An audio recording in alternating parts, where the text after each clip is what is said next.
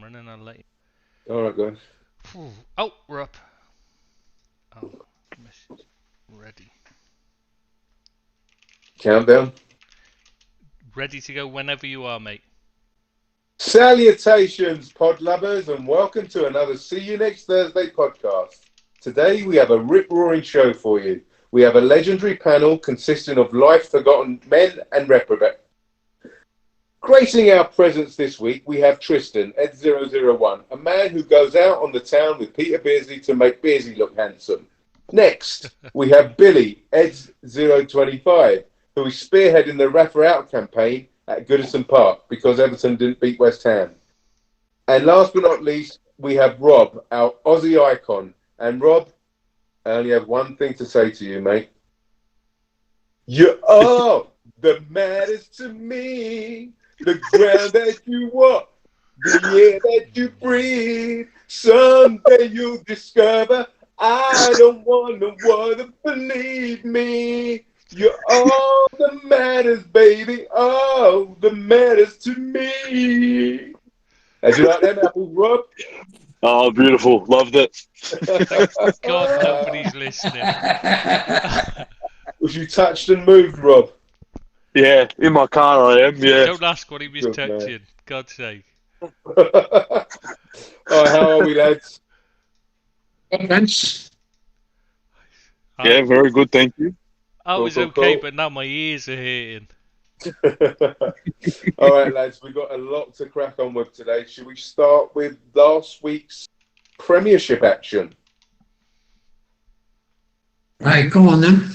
Right, so, all right, so, shall we, let's begin with the pièce de résistance. Watford versus Liverpool, which somehow only ended 5-0 to Liverpool, could have been a rugby score. It was a masterclass. I'm still purring from that performance. Clinic, whatever you want to call it, whatever adjective you want to attach to it.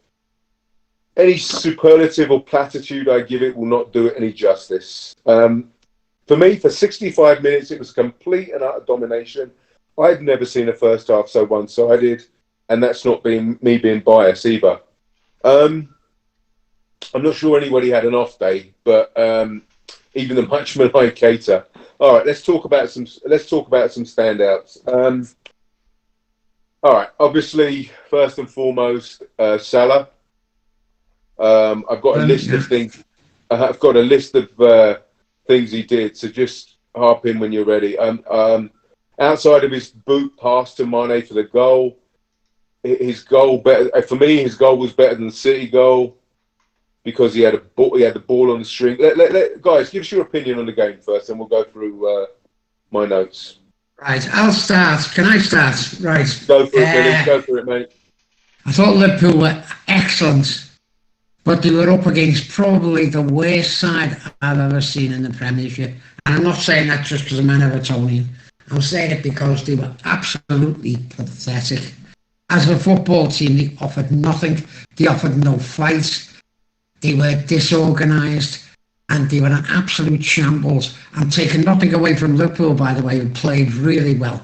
But let's be fair, they were up against nothing, really. Absolutely nothing.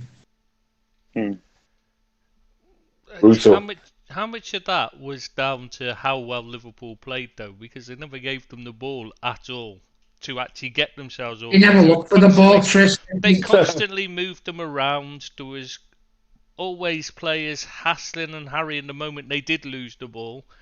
I'm not so sure that it's the Watford are as bad as you're saying. I don't think they were terrible, don't get me wrong, but I think they were made to look far worse than they actually are. That is the point. I'm not arguing that. I'm not arguing that Liverpool, played really well. They did. They passed the ball brilliantly, took the goals well, really good. But to be fair, Watford offered very, very little, did they? At least maybe you see a side that are disorganised like that. At least they've got a bit of fight in them. They showed absolutely nothing. And that's not being biased. I just thought they were as bad as Liverpool were good. But, fair play to Liverpool. They won the game, man. And they scored some great goals. So, that might be me being a bit bitter here. Rob? Yeah, just like you said, one of the most dominating performances I've ever seen. Didn't let off until obviously the subs came later.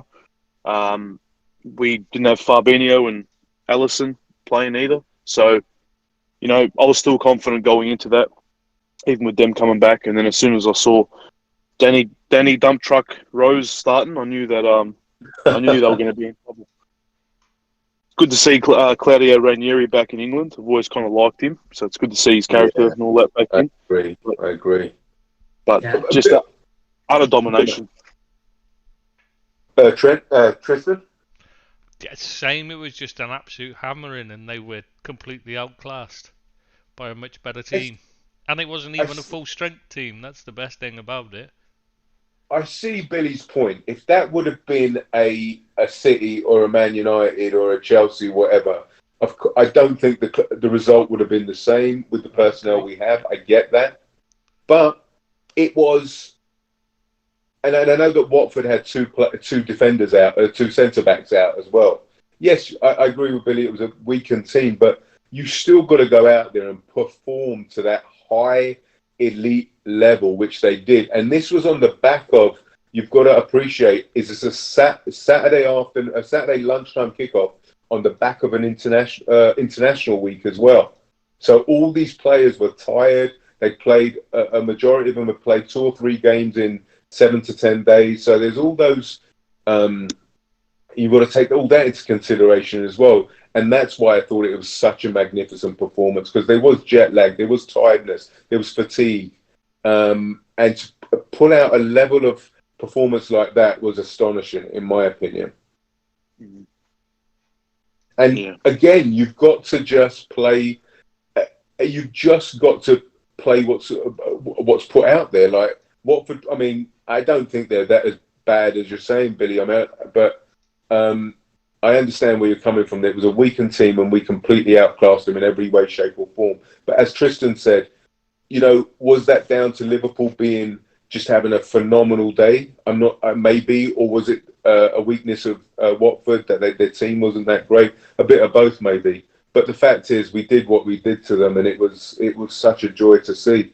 I agree with that. I agree with that. Same thing. Not away from Liverpool. I just thought they were very poor. That's all. Thanks, Billy. Let's talk about Salah now, because I think everybody's had. I think we should talk a little bit about Salah, because everybody's had their say on whether he's the best player in Europe or on the planet at the moment. Let's just talk about him for a second, man. That pass from with the outside of his boot for the first for Mane's goal. It was just. I mean, it was. I'm speechless. I'm still speechless at that the audacity and the cheek of it, the temerity and the class of what he did. And then he scored that goal. I mean, for me, that goal was better than the City goal, because at not 1 millisecond of that sequence was he out of control. Never. He controlled that football until he scored. So for me, that was a better goal than the City goal, because I remember in the City goal, he got lucky to get through it. He got a ricochet to get through Rodri or something. It was. Literally, the guy was unplayable for 20 minutes. I mean, I've never seen a first 20 minutes of a game from any player that domineering. So a couple of questions, guys. Is he the best in the world at the moment? Will he sign that contract? Should Liverpool break the bank for him? He's the best player on the at the moment, as far as I'm concerned. And, what's that, buddy? He's the best player on the planet at the moment, and I don't think anyone can deny that. He's having a fantastic time, and for me, the goals he's scoring, he's so integral to all that Liverpool do. He not only scores the goals, he sets up chances as well, and he's unplayable at the moment. And so, if I was Liverpool, I'd be breaking the bank to keep holding him. Rob, Tristan? Well, for me, he's just getting better and better. Like every season that goes on, it's not like he's regressing or you're seeing signs of regression. He's just getting better and better, and he's been doing this for so long now the opposition defenders, they know what he's going to do, but it's like they just can't stop it. Like Billy said, he's integral to nearly everything we do going forward. He scores, he sets up goals. I don't think we can afford to let him go. I think we have to tie him down. Yeah. I think that's going a bit far. You could just offer him a new contract, mate. That's what each to Tristan their does to own. his girlfriend, Well, so they don't escape. it's the only way. Yeah, with a face like yours, it's the only way. Yeah. What was I going to say? Yeah, but I mean, we really are screwed without him. I mean, if he gets injured, we are goodbye any type of silverware. He's that important because I think there will be such a golfing class if he gets injured that that doesn't even bear thinking about. I mean, I'm not trying to be an alarmist or anything, but if he gets injured for any amount of time, I think that's goodbye to any trophy this season. What about him going away? Yeah, the AFCON. Could be 8 Well, games. there's no quarantine. Yeah, it's 8 games, but 6 of those games are FA Cup and Carabao Cup, and I think the clubs and the countries are having a conversation about them only being going for 4. I think he only missed 2 Premiership games, and the rest are Carabao Cup and FA Cup. Right. There's two other Premiership games, but I think they're trying to get that they get released in a week later in January, so they don't miss those 2 games, which are, I think, Man United and Chelsea, I believe. I'm not 100% certain, but I know they're talking about those games to let them go a week later. So they're trying to get some kind of understanding between club and country. It is a ridiculous situation. These internationals at this time, there's all the pandemic regulations. They just should be scrapping them for a field. Just hold them off for a year. Why do they have the AFCON in the middle of the season? Is it because of weather? Yeah. It's too hot to have it in the summer, right? In the north it is, yeah. It's usually held in the north, so they hold it in the summer. Wow. I've always thought that was done. It's their summer, obviously, is the other way round. I've always thought that was weird because the people that pay the wages should dictate when they go off. You can't have a federation telling you, right, we're having a tournament in the middle of the season. I don't understand that. It's the way. It's nothing to do with the clubs, is it? It's a national thing, and it was around long before. There was so many African players playing for European clubs. Why should they change their setup to suit the Europeans? To be fair. That's understandable. Any other standouts or any other mentions about the game? I know it was a long time ago. Firmino was brilliant. I'd like to mention Bobby Firmino. I actually thought he was the best player on the pitch. He scored 3 goals. But for 30 minutes, he could have had a watchman chase on him. He was that bad. But by the same token, he scored 3 goals. He was there in the right position. But I still don't think he's everything you crack him up to the. I think you're missing the difference he made. He was chasing back 40, 50 yards at a time and winning the ball back possession-wise and that. He did have a few loose passes, but he can't have had that many because, they didn't touch the ball for most of the half. So how can he have been that bad? It's impossible. It's impossible for him to have been as bad as you're making out. Unless he'd have had to have given the ball away every time he had it, and they'd have had a lot more possession if he'd have done that. So I think you're just seeing what you want to see, Bill. Possibly, possibly. Billy, I see where you're coming from, Billy. So the question is, guys, Tristan, Rob, Billy, has Bobby Firmino's level dropped from his irrefutable best? Is he still the player he was? For me, I was just going to say the problem was he started off the first start. What he was doing is he was trying his flicks and tricks that he does, and a few of them didn't come off, and then they started to come off, and that was when it went well for him. But for the first few minutes, things just didn't go his way. You know what I mean? When he's trying these clever flicks and that, they're just not coming off, and it happens when you're a player like that. That's I'm the talking level general. it I'm not was. talking just. He I'm has not dropped. talking He in had dropped isolation. off, but he's not been fully fit for a while. Like last season, I- none of the players were at their best. They were playing a totally different game. Yeah. So he wasn't able to play the game he was playing because they were having to play, put less energy into every match. They were having to take it a bit more cautious because they were playing games so often they didn't have time to recover. So they were, Yeah. so he wasn't most of his game. It's like in that game, if you look at what he did, his work rate off the ball, chasing back and winning the ball back. Even though the commentator kept giving the credit to a different player every time, even though he was the one mostly who was doing, he was chasing back and winning the ball in his own half. That kind of thing he couldn't do last season, and that's a huge part of his game. His work rate. So you're saying that Bobby Firmino has lost none of his No, I'm verve. saying he had a bad season last season, but the circumstances were against his style of play, so it's hard to tell whether he just had a bad season or whether his He's form had lost it. dipped, or whether it had just because of the circumstances made it a bad season. So, the only way we'll know is when this season gets going properly. Like obviously it's too early to tell. That's fair enough. He's been injured for most, at the start, and then he didn't. Jota kept his place for obvious reasons because he was scoring.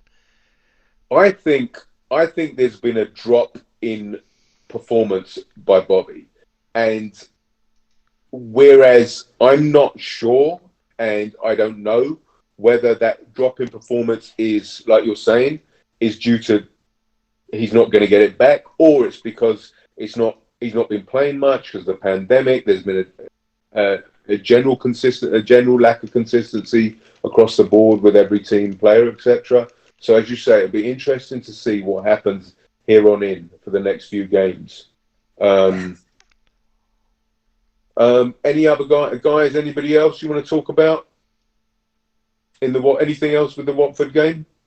I thought Trent was very good as well. I think everything goes through him down that right hand side, and he's so exceptional. How he's not the number one first choice fullback for England is beyond me. I think he's a fantastic, and he's outstanding, isn't he? Absolutely outstanding. He's the best in the world, yet he can't get in the England team. I mean, it's just it beggars belief.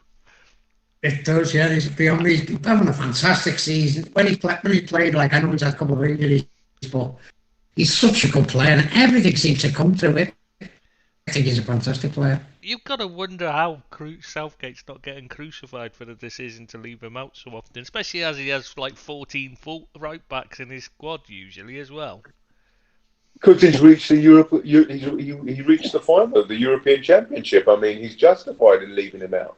No, he isn't, because the moment they played a good team, they lost again. No, but that doesn't get taken into account, because the optics will show that he got to the final of a big tournament, and that's his remit to get to finals or win them.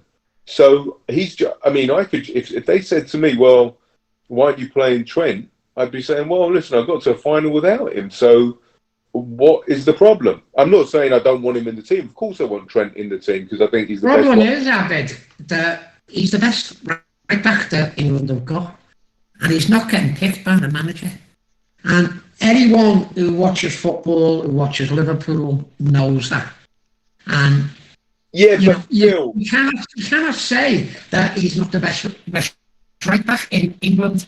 Certainly in England. But Phil, that's been a contention for England managers past and present since England international football started. Look at all the times, I don't know, Robbie Fowler didn't get into the team. Then, Venables didn't play certain players, Yeah, but this is a Hoddled bit in place certain different. players. There's options. There was better options. You know, there was arguably better options than There these you other go. players you talk about. Arguably. But there is nobody arguably better. There's not even an argument for any English right back being But in better your than Trent at the opinion, moment. No, that's in not an your opinion. opinion, There is no argument to make for Kyle Walker being Yes, better of than him. He's crap. of course, He's there's an half the argument to player. make. There's not an argument to make that he's as good There as is an Trent at argument to all. make because it's Not all even City subjective. fans would give you that. Would give you an argument about But that. Tristan, it's he's not picking him because he's got something personal against him. He is. He It's because he's feels a that bellend. Let's be honest. Southgate It's- is an yeah, actual but listen- bellend who knows nothing about football. That's why he's not but picking he him. got the Euro final. I Doesn't mean, how? matter. do you- He's still shit. Otherwise, he'd have Yeah, won but- it. Yeah, but but there's other teams that listen. He's not picking him because he feels in that system he wants to play other players, right? He wants to play left back or right back. I don't agree with it, but I can appreciate his opinion. Do you know what I mean? And that's like I said. There's always been international, like Scotland didn't play Alan Hansen at times, so he was the best, probably one of the best centre backs in the world at the time, and they didn't play him. So Yeah, a and they manager failed have their because of opinion. it. So, Understand? See what you're saying. I really do see what you're saying. The only thing for me is that an international manager has got to play his best side. He's got to play his best players if he wants to be successful. And I don't think that the people who play in front of Trent are better than him. And I think it is a personal thing with him. I don't think you can rate him. But No, I think he doesn't Oh. rate his defending skills. That's what it is. He's not 100%. but he's better than Walker. He's better a defender than Walker. So I don't see how that can be. That can be an argument. Again, it's just there is no argument. There's not one aspect. The only thing that Walker's better at is running. He's quicker. That's it. It's all subjective and it's all kind of conjecture. Yeah, it is, yeah. That's fair enough. It is, yeah. Guys, I just He's want to wrong, but I just want to go back quickly go back to the Salah situation. One more question. He's 30, coming on to 30. He wants and I want to ask each of you yes or no, basically, and elaborate if you will, if you want to.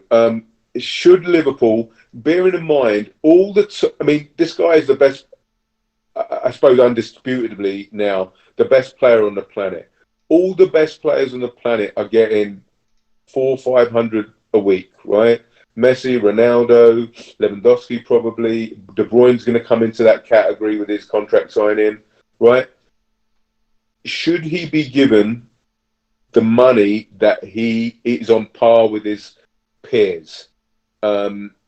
Yes or no? I mean, I personally feel, listen, we can't nickel and dime the guy. The guy is the best in the world, and it just sends out a really, really bad message to people who are coming to, other players are going to come to sign for Liverpool, that we don't pay what you're worth, so they'll go somewhere else to go and get it.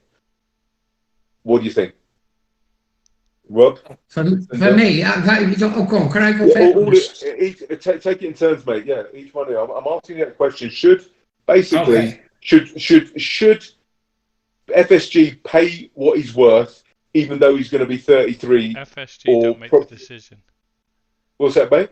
FSG don't make the decision. It's nothing to do with FSG. Who makes it? The club does.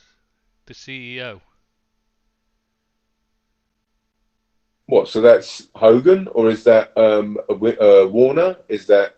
I forget what it is now because it's hasn't it changed? I forget.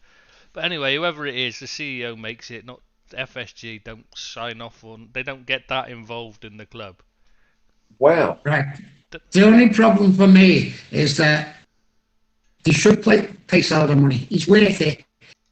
He should be on the same money as the top premium players, which is Mbappe, Messi, Ronaldo. He's every bit as good as them. They've got to pay the money. Right. But there's another thing here where I can imagine Van Dijk's agents and other players' agents will be knocking on the door saying he's just got 50% or 70% pay rise. We want parity with that, and And now I don't think FSG or the club can afford to pay them sort of wages to everyone like PSG can. And that's going to be the problem. But they've got to keep hold of Salah. He's more than half the team, I'm afraid. They need to sign him up. That's my opinion. Troy, Trist, Rob, what do you think?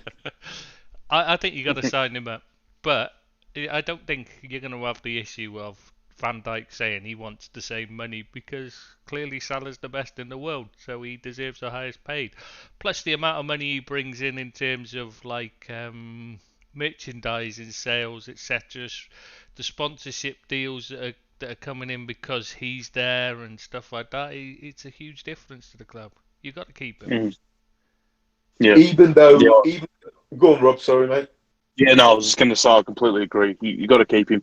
I just love how we're in the position now of, not having to sell our best players like we'd had to in the past, and I think we've got to make the most of it with a player like Salah. So I think we have to keep him. If he has to get paid more, then so be it. I don't know. I just think a player of that caliber, who, like I said before, is only getting better and better, showing no signs of slowing down, scoring ridiculous goals time and time again. I don't think we're going to afford to lose him. Even if a player is 33 years of age on $400,000 a week, you still give him that contract extension. If he's playing at the level that he still is, then I don't see. But what if he isn't? What if he isn't? That's the fair, right? That I think that's the fair, Rob, guys. I think you don't want to be paying a 33-year-old 400-500 grand a week when he's not performing to the level he is now. It's not about now. That's no question. Where does that leave you? Abby? Does it then, if Salah goes, you've got to pay 70 or 80 million to get someone in? Yeah. And pay them wages. Exactly. It's not cost effective. It's no good until getting rid of someone and trying to replace him and paying 60, 70 million for someone to do that and the wages on top. I think it's the same. And it's the same anyway, no matter who you sign. Whatever length contract you give them, no matter what age they are, there's still the risk that they're not going to live at, their performance level will drop the minute they sign a new contract, because that quite often happens with players. So, it's always a risk, but he's worth it. You just got to say, the way he's playing right now, the way he's been improving, you've just got to take the risk, haven't you? You've got to say to yourself, in my opinion, you've got to say to yourself, look, it's all about now, right? He's in the best position. He's got us over a barrel. He has. He's got Liverpool over a barrel. Yeah. And it's fortunate for him and unfortunate for FSG. So they've got to just put it down to bad timing, bad luck, or whatever it is. They're going to be paying a 33-year-old $400,000-500,000 a week, no matter what happens. So they just got to mark this down as an unfortunate situation, because they're going to get. You never know. In 33, he may be playing great stuff still, but they've just got to put it down to whatever it is and just give him that contract. Because you're right, guys. Without him, we're snookered. We really are screwed, because the emotional, psychological.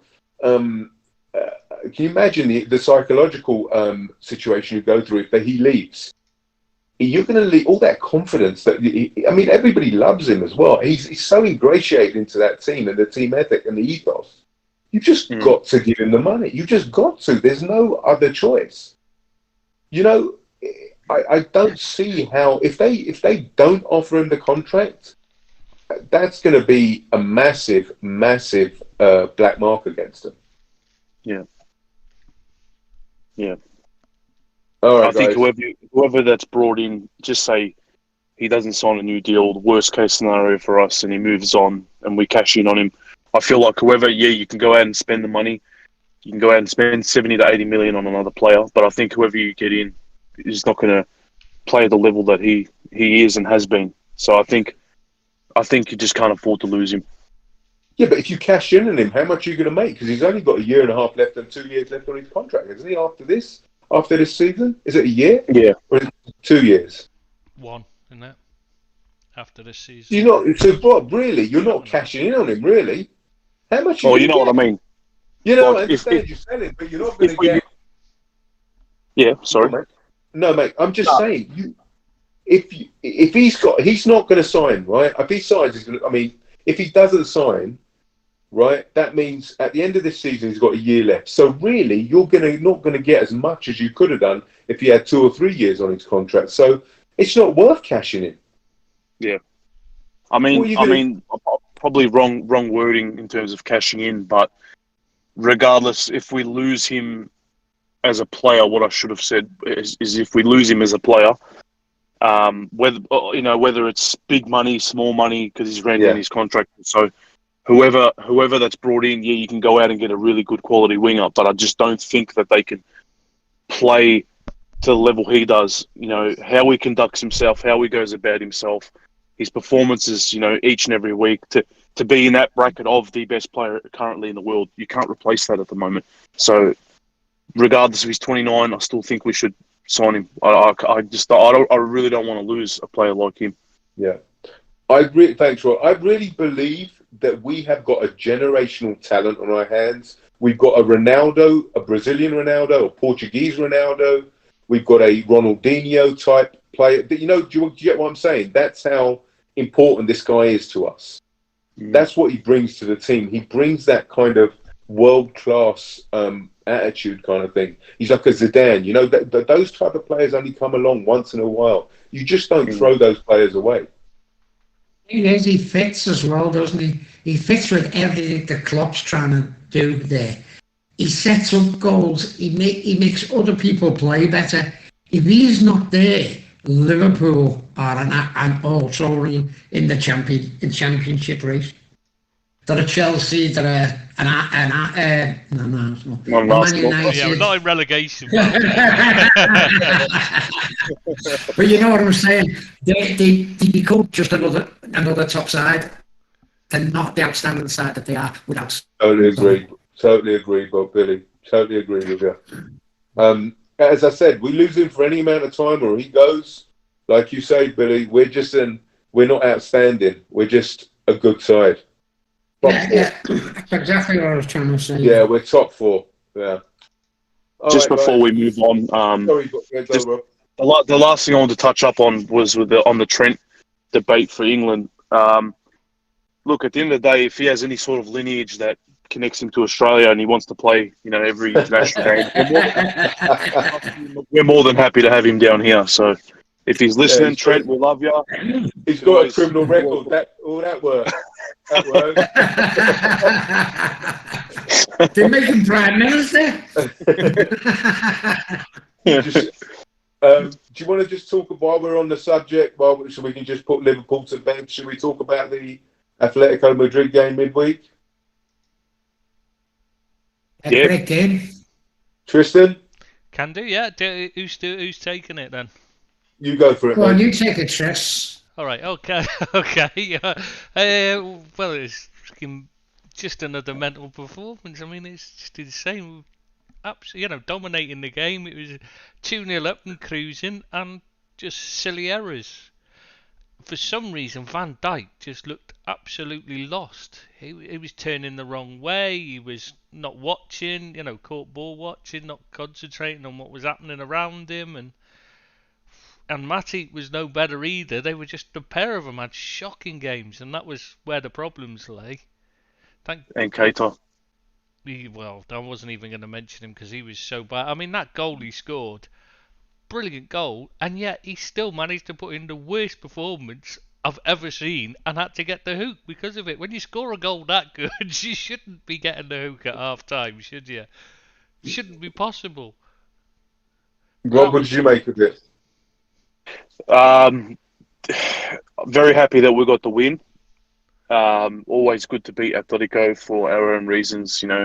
Takes me back to last season. It was a hard game to watch from a Liverpool's perspective. Some of the antics and things like that from Atletico were driving me up the wall. I was watching it before work. I had work that started at half time, so I was walking around with the phone in my pocket trying to watch it, and I was getting real frustrated with some of the things that they were trying to do, and the amount of whining and complaining was driving me up the wall. So that made it even sweeter to beat them. Very important win.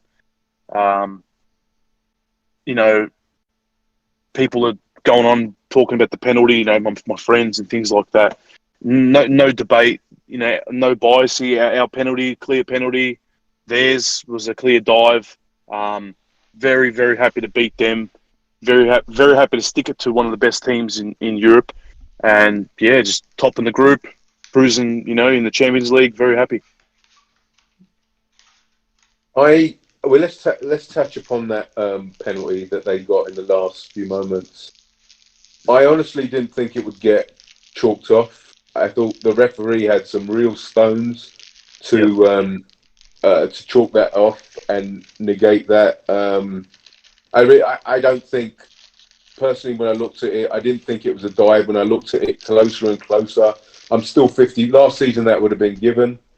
I'm still 50-50 over it. I'm glad it wasn't given, but I can see why it was given, if it had stood. Why? Sorry, I don't understand. Why would it? It wasn't a penalty. No way. Okay, well, I as I said, I could see why it was given. I just thought he went across him, and I thought, listen, there was a little bit of contact. I'm not saying enough to give a penalty, but I'm glad he didn't give it. I didn't scrutinize it that much. But I'm glad. But the referee could have been swayed by the crowd and the home crowd, etc., and all the antics and everything. And I'm so glad he didn't give it. He was a brave man. What was the? So you thought that the fact that Keita got taken off at half time, and Klopp was at pain to say that it wasn't tactical. But it really was. He was having a stinker, and they were bypassing him all over the place. And when Fabinho came on, there was a lot more stability. I think. Yeah, definitely. First goal that we conceded from the short corner, where Lamar just skips past Keita as if he's not there, plays a ball across goal. You know, bang the back in the mixer, got a flick on. But it was the second goal where I think it was Yao Felix again just went past Keita like he wasn't there. But it's Van not, Dijk, wrong turn. It's not just they went past him so easy. It's that he made no effort to get back. The Lamar one, the first one, he had plenty of time to get back and still make another challenge. But he was just stood watching instead. That's what's frustrating. It's the laziness and the lack of effort, lack of desire. And he wasn't in the box when he went past him either, so he could have just taken him out. Yeah, when he took him down the byline, it wasn't as if he was in the penalty box. If he just went past him, he could just taken him out. But like you say, no desire. There was no desire to actually even foul a player just for your team. You know, it was just a weird performance. I've seen more than enough of Keita, you know, for his Liverpool career, and you know, I don't want to slag him off too much or say, you know, some harsh things, but he's just got to go. That's just my opinion. I think he's got to be moved on. You know, take a loss. It was, you know, I had high hopes of him when he first joined, but like Trish said, very lazy, constantly injured, and yeah, just take a loss, move on, and replace him with someone else. You're right, mate. I agree with you there. I just also, again, I think I personally, listen, Tristan, I know you said that you felt we dominated the game, and I don't know how you feel, Billy, Rob, but I felt we didn't dominate that game. I just felt we weren't that good we weren't in domination mood anyway, because they were getting past us, they were going over us, the defenders were in no man's land plenty of time. I just didn't feel that at times we were hanging on. But again, it's all subjective, it's all perspective.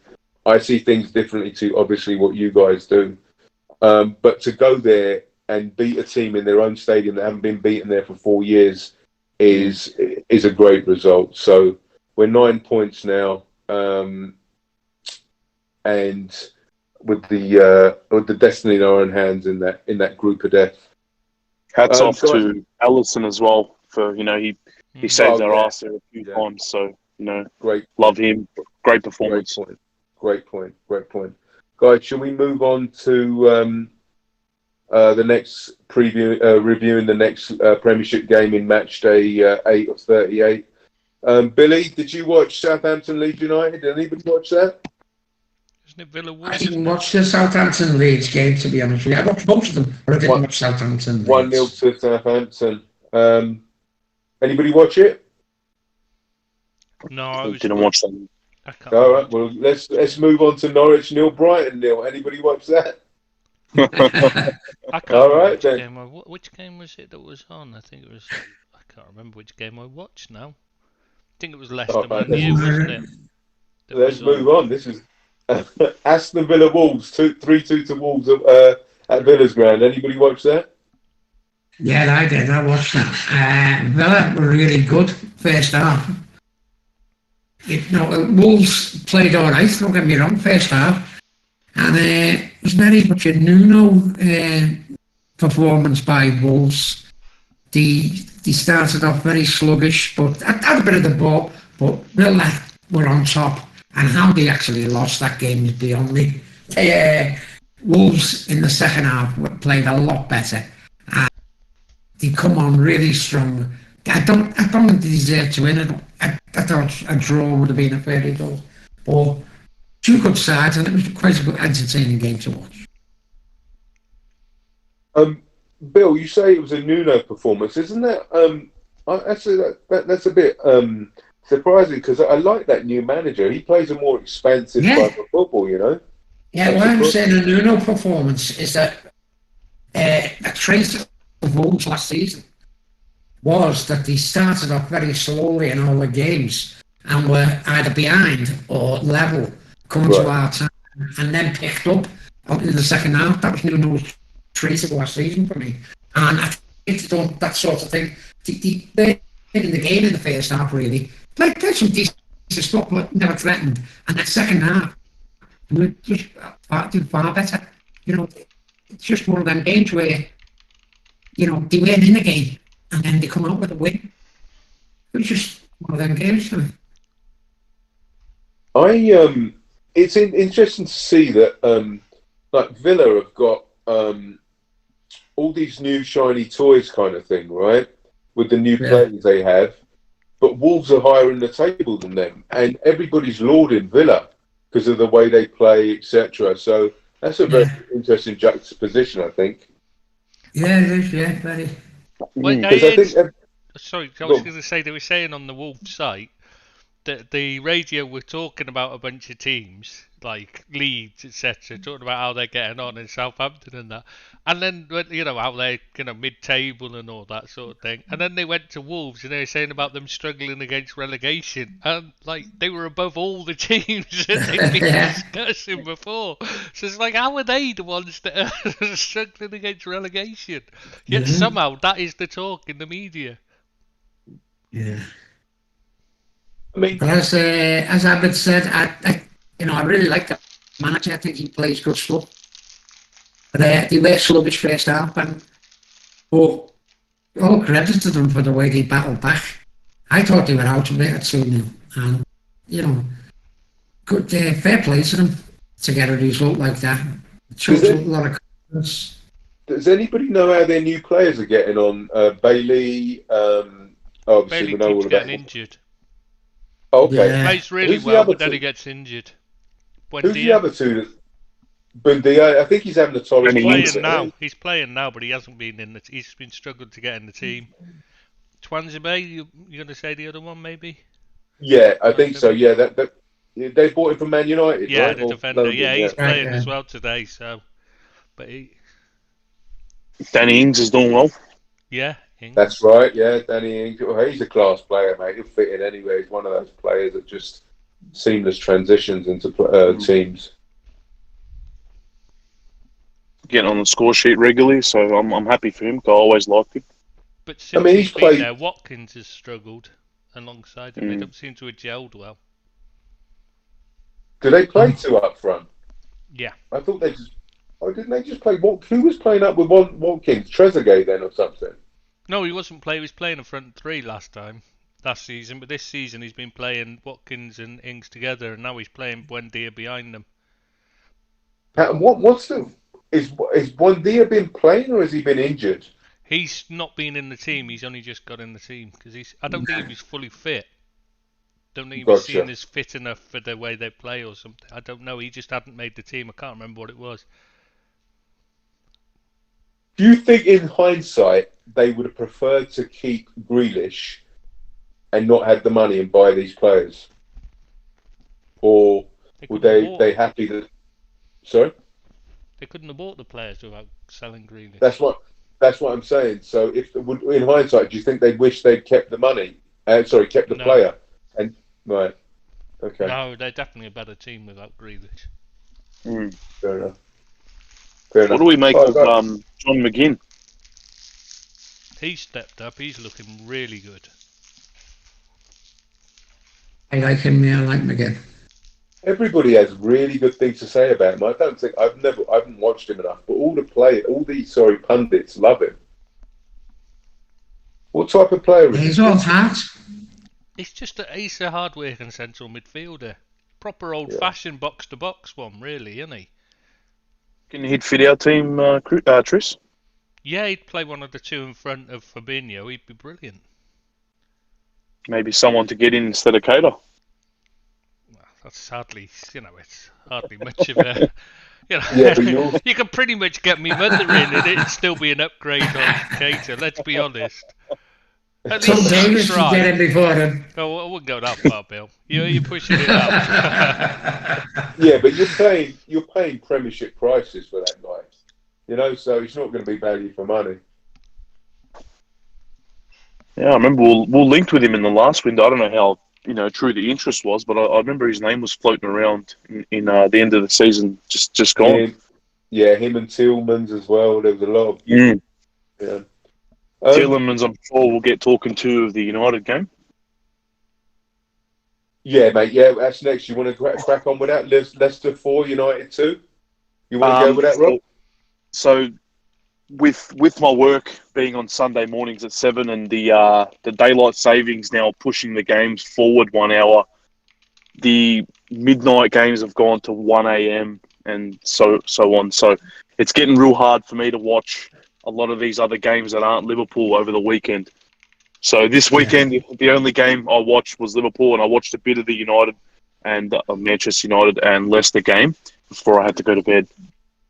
Okay, mate. How about Tristan? Billy, did any of you guys watch it? Which one? Yeah, I watched it. Leicester 4, Man United 2. Oh, I watched it, yeah. I watched that one. I enjoyed that. For some reason, I'm watching United this season. It's just, I never watched them all the season before. But, Billy, what did you think, Tristan? Billy? I thought it was a really good game, actually. But, United, when they went 2-1 up, I thought, they're going to beat Leicester. All credit to Leicester. They don't give up, they battle. And United are still a disjointed team. As much as I do like watching United, but they are a very poor side. A lot of good players, but that's a team that's still very poor. And we've got the match coming up on Saturday. Does the biggest game in the Premiership, and they still don't look like a side to me. Although things can happen, but I can't see United beating Liverpool this week. Things change when it's a match like that, though. It's like any derby. Of course it does go out the window because the players actually play to their highest level. Yeah, but they just don't look like a team, do they? They don't play as a unit. They don't play as a team. There are 11 individuals who play their own game, and they've got no gumption about them. They can't fight, they can't battle. They couldn't hold on to a 2-1 lead. And against Leicester, they had better players. Every player on the United side, I'd say, basically, is a better player than the Leicester team. Really? Yeah, I think so. I think individually they're better. Was Fred playing? Yeah. Then I can't have that. There's just no way Fred's better than anyone on any team. And Evans is a better defender than anything United have got. I know that, yeah. Johnny No, I'm just Evans saying, is the best, one of the individually, best. Johnny Evans is a wonderful defender. To be fair, yeah. Yeah, it's fair enough, yeah. I mean, you can't tell me Maguire's any good. He was Oh my He's not god, as dreadful. bad as people make out, you know. He's not as bad as people make out Maguire, I mean. Yeah, he's But not. he's terrible, Bill.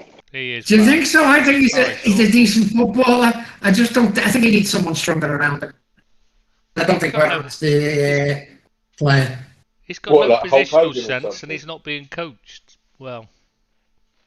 Yeah, maybe if he got coached better. I think he's got ability. I just don't think that he fits into the United way of playing. They're giving the argument that they're throwing the argument, brandishing the argument about that he's not match fit. He can't. They rushed him back too soon. But the first Atalanta goal in midweek, right? Maguire just stopped and didn't cover the cross. I mean, that's not being unfit or not being match fit. That's just dumb.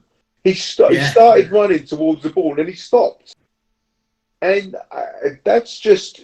I mean, if that's not a all right, maybe it's a you can level the argument that it was just a rush of blood or something, but that's a £80 million defender, right? He's probably the most Yeah. expensive defender in the world. That should be meat and drink to him. That she should do that without even thinking. You don't go towards the cross and then stop.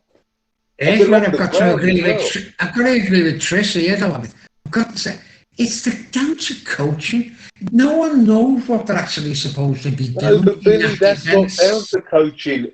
Listen, I've never played elite football, but even I know you don't stop when you're going when you're tracing the ball. You don't stop and just not do anything. I mean, it was like if he'd have got in the if he'd have stopped running, kept on running, he would have diverted the cross. Yeah, I can see that. I can see that. What I'm saying is, if they were coached better, they'd know what the other players around them were doing. He don't know where the other defenders are. He doesn't know where Varane is. He doesn't know if he's playing. And he doesn't know where his fullback is. That's what I'm saying. But, you know, everyone's got their own opinion. Arsenal have Even Leicester. scored. What's happened? Arsenal have scored, just to let you know. Yeah, I think. Terrible even goalkeeping. Leicester. Who scored? Oh, A banger man. no, I didn't see it. It wasn't him. It was a corner from a corner, and the keeper should have had it. It literally went through his hands. Oh, we're going to get to Arsenal in a minute, but Bill, yeah, Rob, you got anything? You didn't watch the game, but you don't rate Maguire as a defender. I watched most of the first half before having to go to bed. Even the first goal that Leicester scored, I know Tielemans hit a ridiculous flick on that just pigeonholed De Gea, and the ball from De Gea probably wasn't the best choice maybe to go to Maguire. Was that a shot, or was that an attempt on goal, or was that a drop, or whatever it was? I don't know.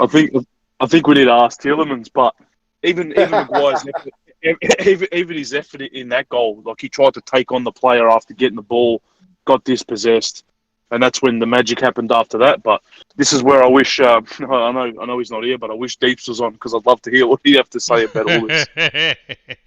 That's why he's not on. He's crying. Tristan, was that a shot or a cross by Tillmans?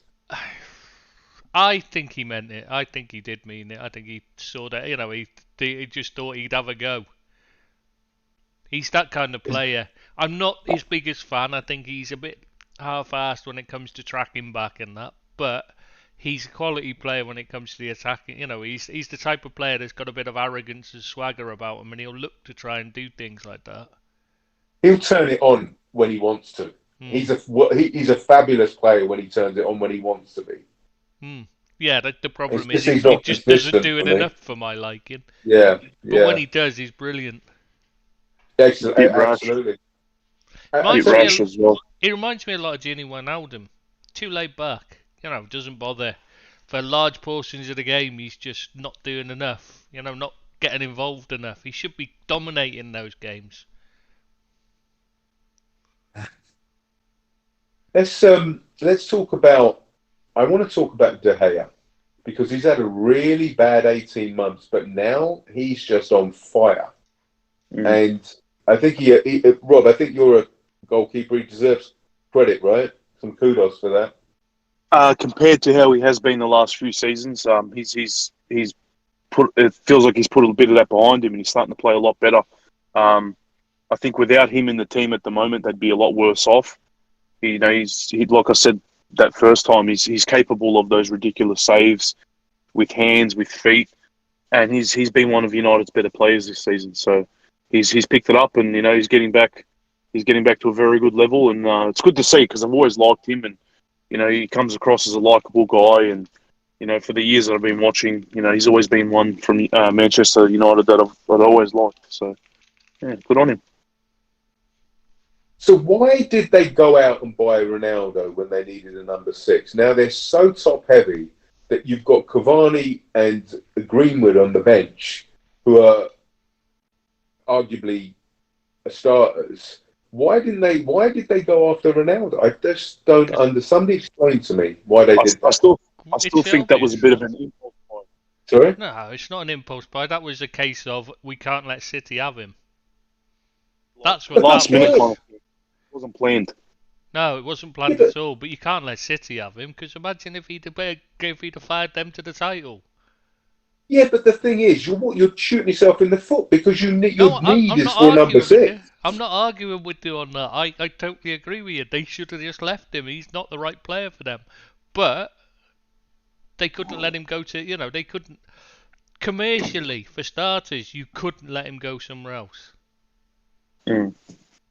But then commercially, you're going to get, isn't titles bringing commercial revenue as well? They're not going to win a title no matter who they buy because they've got Ole in charge. So that's not really an issue. Let's be honest. That's either here nor there.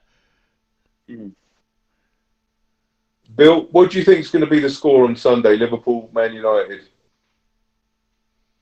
I think Liverpool are going to win 3-1. I think United will score. I think they have to score.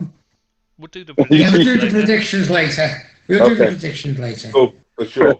All right, let's move on then to anybody else want to say anything about the Leicester? Should we say something about Leicester? We haven't mentioned them much. They're coming back to some type of form. Vardy's coming back to form. They're too good not to be up there or winning. So let's give them some props, I suppose. Yeah, they're a good side to watch. Good side to watch. They really are. They play good football, and Evans. I hope they do well because they're a good side. Evans coming back is the difference. Yeah. Can't organise a defence, but Evans does it for him. He's a brilliant defender who's massively underrated, in my opinion. And arguably, they didn't need Vestergaard. What was his name? He's awful. Him. What's his name? Vestergaard. Vestergaard. They didn't need him. No, is that just because of Fofana had the long-term injury? Yeah, and Evans was out at the time as well, so they just panic bought. But why buy Vestergaard? He's not even he's not a good defender, and he's slow. And they play a high line. And he's just a unit, that's what. Yeah, and he's got no positional sense, which is what they were missing, because Evans is the one that provides all the positional sense and tells all the defenders where to be. The likes of Sernchu and that, they're just clueless when it comes to positioning themselves. He's a really good player, but he's not good at positioning, Sernchu. I like him as a defender. He's got some he's silky as a defender. I just don't think he's that aware positionally, like you say. No, he needs Evans alongside him to tell him what to do. Once he's got him alongside him, he's great. He's fine. Yeah. But without him, he's just hopeless. He's just a headless chicken. Did Sancho play in the game? Yeah, Sancho played. Didn't he score? Yeah, he was playing. Yeah, he did. Yeah. Evans. Yeah. Yeah. Sancho. Sorry, mate. Sorry, Sancho. Yeah. Oh, Sancho, Jordan Sancho. Jadon Sancho. He came on as a sub and did absolutely nothing. That looks like, to me, it's going to go down as a pretty poor buy, like Billy's been saying for a while. I think we all said it before he went there, didn't we? You were definitely one of the people that was saying.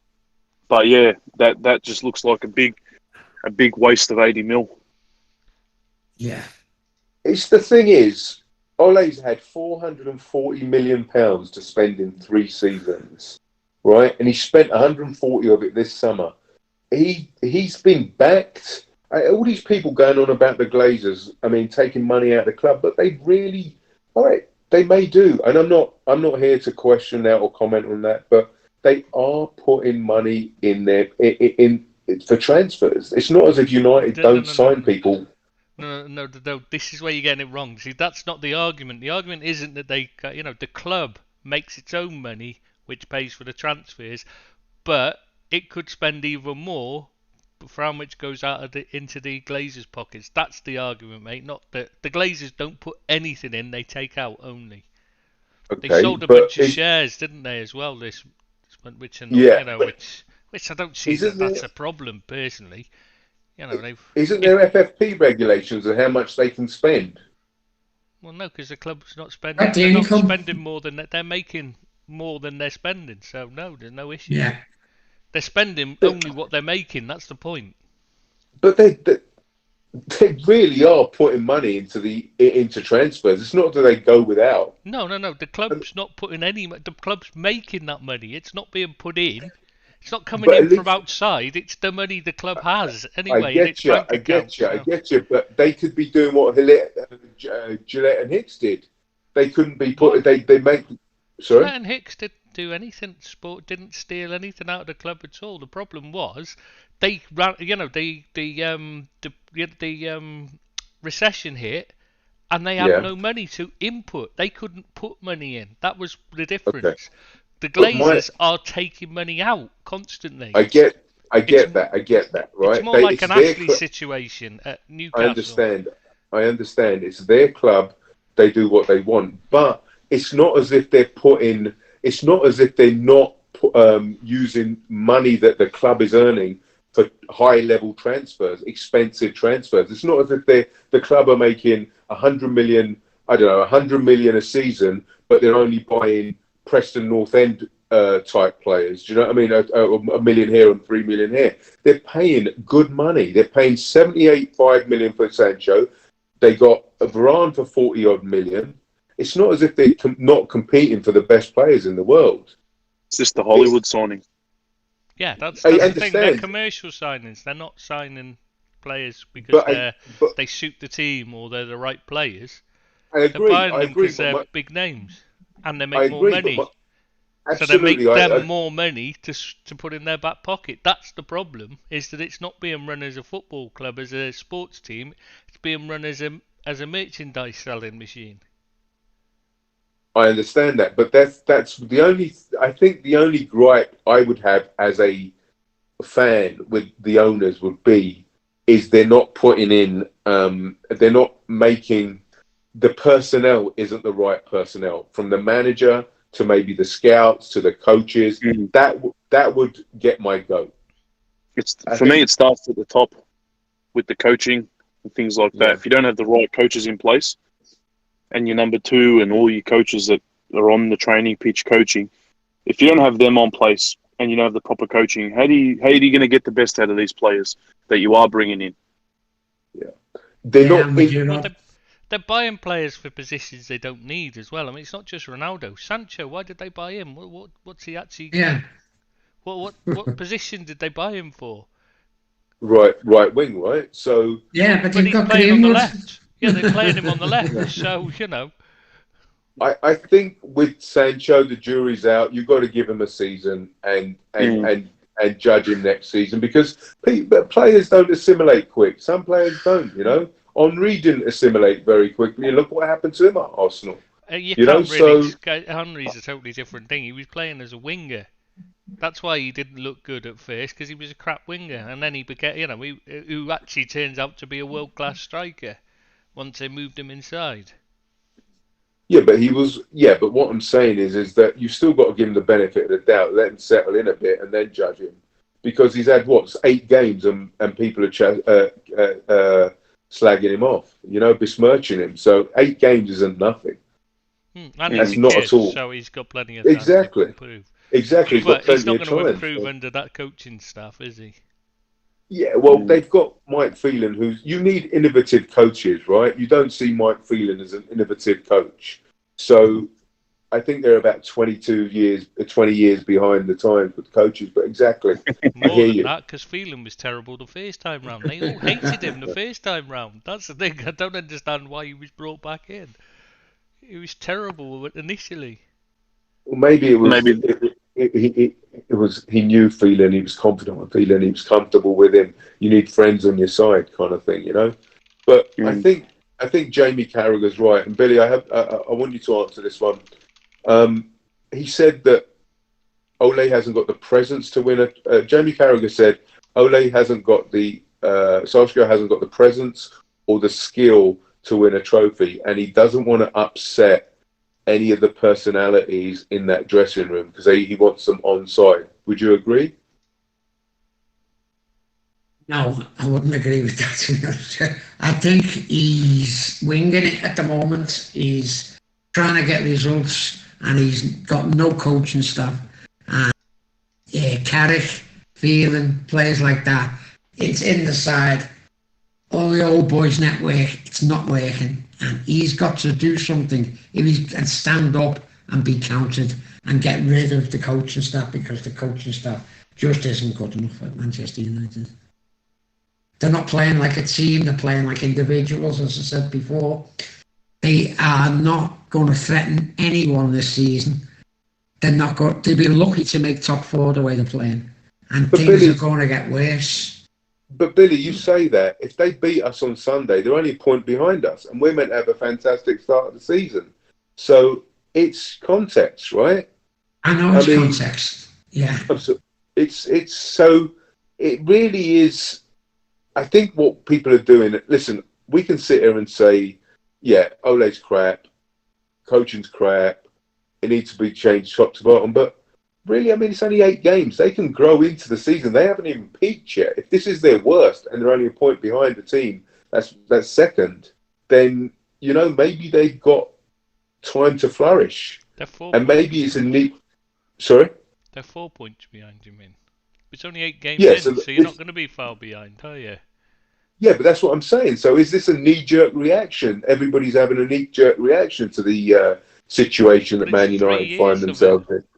But it's 3 years of the same thing. So no, Yeah, it's but not he's a got- knee-jerk reaction. It's 3 years. We've seen how... God, Villa are awful. They haven't had a shot Yeah, yet. but he's- Arsenal have had 11. He took them a second last season, Yeah, right? but come on, you know, it was a different season. It was a really difficult season for everyone, and they got all that money to buy a massive squad. So, like City, they had a massive, you know, it's a big advantage. It was all about, you know, who had the biggest squad last season. Yeah, but also, so you're saying that Chelsea's double wasn't? It was just mute. It's well, they're not mute, are they? You know, none of the fact that City won it, they still won it fair and square. They were they were the best team over the thing, but it was just the circumstances were different from a normal season. So Yeah. it was a different kind of. It's a bit like I don't know, maybe wartime trophies and that. They're not really the same, are they? I see what I mean, yeah. No, but I wouldn't give. I don't. Listen. It's all good laughing and joking about it, right? But to give somebody people saying sacking him. To give somebody the boot after 8 games, I know he's had 3 seasons, but to give somebody the boot after 8 games when you're 4 points behind the leaders, 5 points behind Chelsea, should I say, and with a game in, You've just said it yourself. 440 million spent in 3 years. Yeah, but I'd give him the season. If he's going like this. If he's there or thereabouts, you can't sack him. That would be. What about how they're doing in Europe? I mean, they're not out. They're second. They're top of their table. I don't understand that they're top of their table. So how is he doing? He's not doing badly in Europe. Did you not watch the games? You've got to have seen the performances. Yeah, though. I saw mean, the this Atlanta is game. fluky. Yeah, but it's not. yeah, but they're not Tristan- there on merit. That's the point, isn't it? They're not. Maybe there's- they're not top. They're not in near the top. Not by because they're design, I One of get the better you. teams. They're They're there not there because by they've been design. lucky, and it's Yeah, but- that's a problem when you're a team like Man United that's got ambition. Yeah, but they still won the second half 3-0, right? So he still create. He was part of that comeback, Ole. So I just don't see sacking him. Although there's a ready-made replacement in Conte, who's a winner, right? A short-term Well, surely it's got answer. to be Steve Bruce, But Man United guys, legend. You know, it's Rob Billy, tailor-made for do him. you think that he should be sacked now in the situation they're in? I I'd say think he give him should another. be sacked. I think he should be sacked. I think that he's had enough chances. He's had 3 years at the helm, and they haven't improved. And the ball players, and it hasn't done them no good. You look at the lads on their site. Almost every one of them wants him out, and they go and watch him week in, week out, and watch every game, so they know more than knows what's happening. And Yeah. and what they're doing is they're struggling along, and a United side shouldn't be struggling along in any season. They're a damn fine club, whatever you think of Man United. They're a damn fine club, and they've got some great players, and they know, their supporters know, that if they had a really good manager and a decent coaching staff, that they'd be right up there with the Liverpools and Chelseas, and they're not, and they want to know why. And the only common denominator is the manager, and he's not good enough, and he should be finished up as soon as possible, in my opinion. Rob? 5-year deal for me. Good No, point, but- Rob. If I was a United supporter, I'd want him out as well. Like the boys have already took the words out of my mouth. 3 years is long, and the money spent 3 years, and the money is long enough to show that he's not good enough for the level that United need to be at because of how big of a club they are. And like Bill said, that no matter what you think of them, they're the club with ambition. They should be up there, properly contending for proper trophies. And if I was a Manchester United supporter, it'd be a bit of a hard time because I'd find it hard to watch all these games when the manager's clearly not good enough and things like that. So, yeah, no, he should be moved on. And like you said, there is a ready-made manager there who's available that they could definitely look at bringing in. And look, from a Liverpool's perspective, like I said, it's happy days and all that, and it's good to watch. But if I do understand because we've been there ourselves, and if you've got a manager in that's not good enough, then he needs to go. Listen, pal, the only manager that was... the only way I think we've been there, probably the last season with Rodgers and Hodgson's tenure. Soon less. Hodgson and Rodgers. Yeah. I mean... Houllier. It was the same with Houllier, where his team, he was getting better players, but the coaching was awful and the team just wasn't working out. They were just getting worse. Yeah, we were doing okay in Europe, like the UEFA Cup, but we weren't making any inroads in the Premiership, in the league. Yeah, I honestly, go on, Bill. 29 years of it.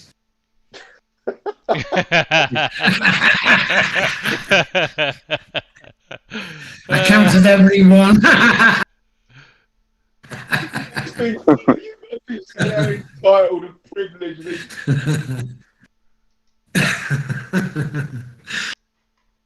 Oh, Bill, we're going to come to you in a minute, mate. Don't worry. I know you will, yeah. I don't know. I just think that I think they stick with him. They got more options in the summer because Conte's a little bit. What's the word I'm looking for?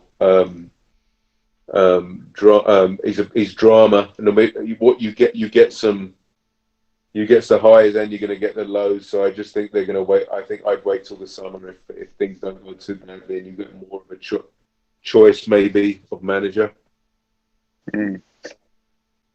All right, guys. Let's crack on to Man City versus Burnley.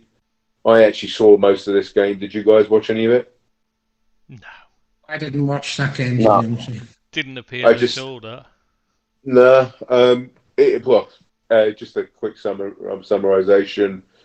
City went 1-0 up and then for some reason just capitulated. How Burnley didn't score is beyond me. They had about 3 or 4 gilt-edged chances, and then they missed them. I honestly thought it could have been a draw had City not scored, because Burnley were really looking good, and then Silva got the second, and then 3 points. So it's just City are becoming like a bit of a mare team to me now. I know they're obviously one of the richest clubs in the world. They have all these fabulous players, but they're not exciting or interesting anymore. It's just They never were seems like that, were they? I think I never enjoyed watching them. They're just too many passes, too much for the sake of it, rather than getting it into good areas. And the excitement is when the ball is in the box, and there's a chance of scoring. It's not when it's being passed around in midfield. Different brand of football, don't they? Yeah. They have been very good to watch, but I can see why people are comparing them to the Barcelona pass for sake, and they can be very tedious at times. But it's different styles, it's horses for courses. That's the way Pep's got them playing. They can be attractive at times. He's got some fabulous players, and I don't mind watching them. I think they're a decent side to watch. But they do overplay it at times, but I still think they're the top side. Agree, Billy. I agree. Rob, talk to us, pal. About Man City, Yeah. Yeah, mate. Yeah. they're always going to be, up there and abouts with the pulling power of the money and things like that. They're always going to attract the biggest name players. Yeah, I can agree with the whole passes for passing sake and all that kind of stuff. But at the end of the day, every season for the foreseeable future for me right now, I just see Man City is always going to be a contender. So, do I like watching them play? Not really.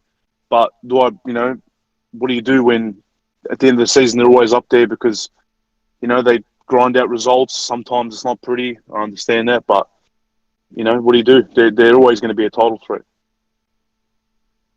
Hey, mate. Thank you. I'm very interested with the Raheem Sterling situation. Now Pep's talked about Raheem maybe needing another project. Raheem's talked about it. It just seems to me that he's gone from hero to zero very quickly. And I wonder why. I just want to know what the underlying things are there. Isn't he the output isn't as good as it used to be, or has he just gone stale? Needs a fresh project? He's not good enough. I mean, really, he's won title after title, and he's scored so many goals, and he's made so much. Yeah, but it's assists. team game. That's like that doesn't mean you're a great player. John O'Shea's got hundreds of trophies. It doesn't mean he's a world-class player. Yeah, it's now, part of a good. When you're part of a great team, you win lots of trophies. That doesn't mean that you're a great player. Sammy So Lee where was in a great Liverpool team. Was he a great player? No. He was but good at what he did. He was a useful member of the team. But was he a great world-class player? No, not a chance. so you saying that Sterling goes to another club and he won't be a standout player? He'd just be run of the mill. It depends on the team. If he went to someone like Arsenal, he'd look great because he'd be better than the players they've got. But Yeah. if he goes to someone like Bayern Munich, he's a very average player there. So it's a lack of skill, you think, really, lack of talent that It's his striking technique. It's woeful. He can't kick the ball properly. He's come up with playing in tight spaces and tight control stuff like that, but he's not done enough work on his striking technique. That's why he's sometimes he just shanks it completely. You know what I mean? It's so inconsistent, his striking.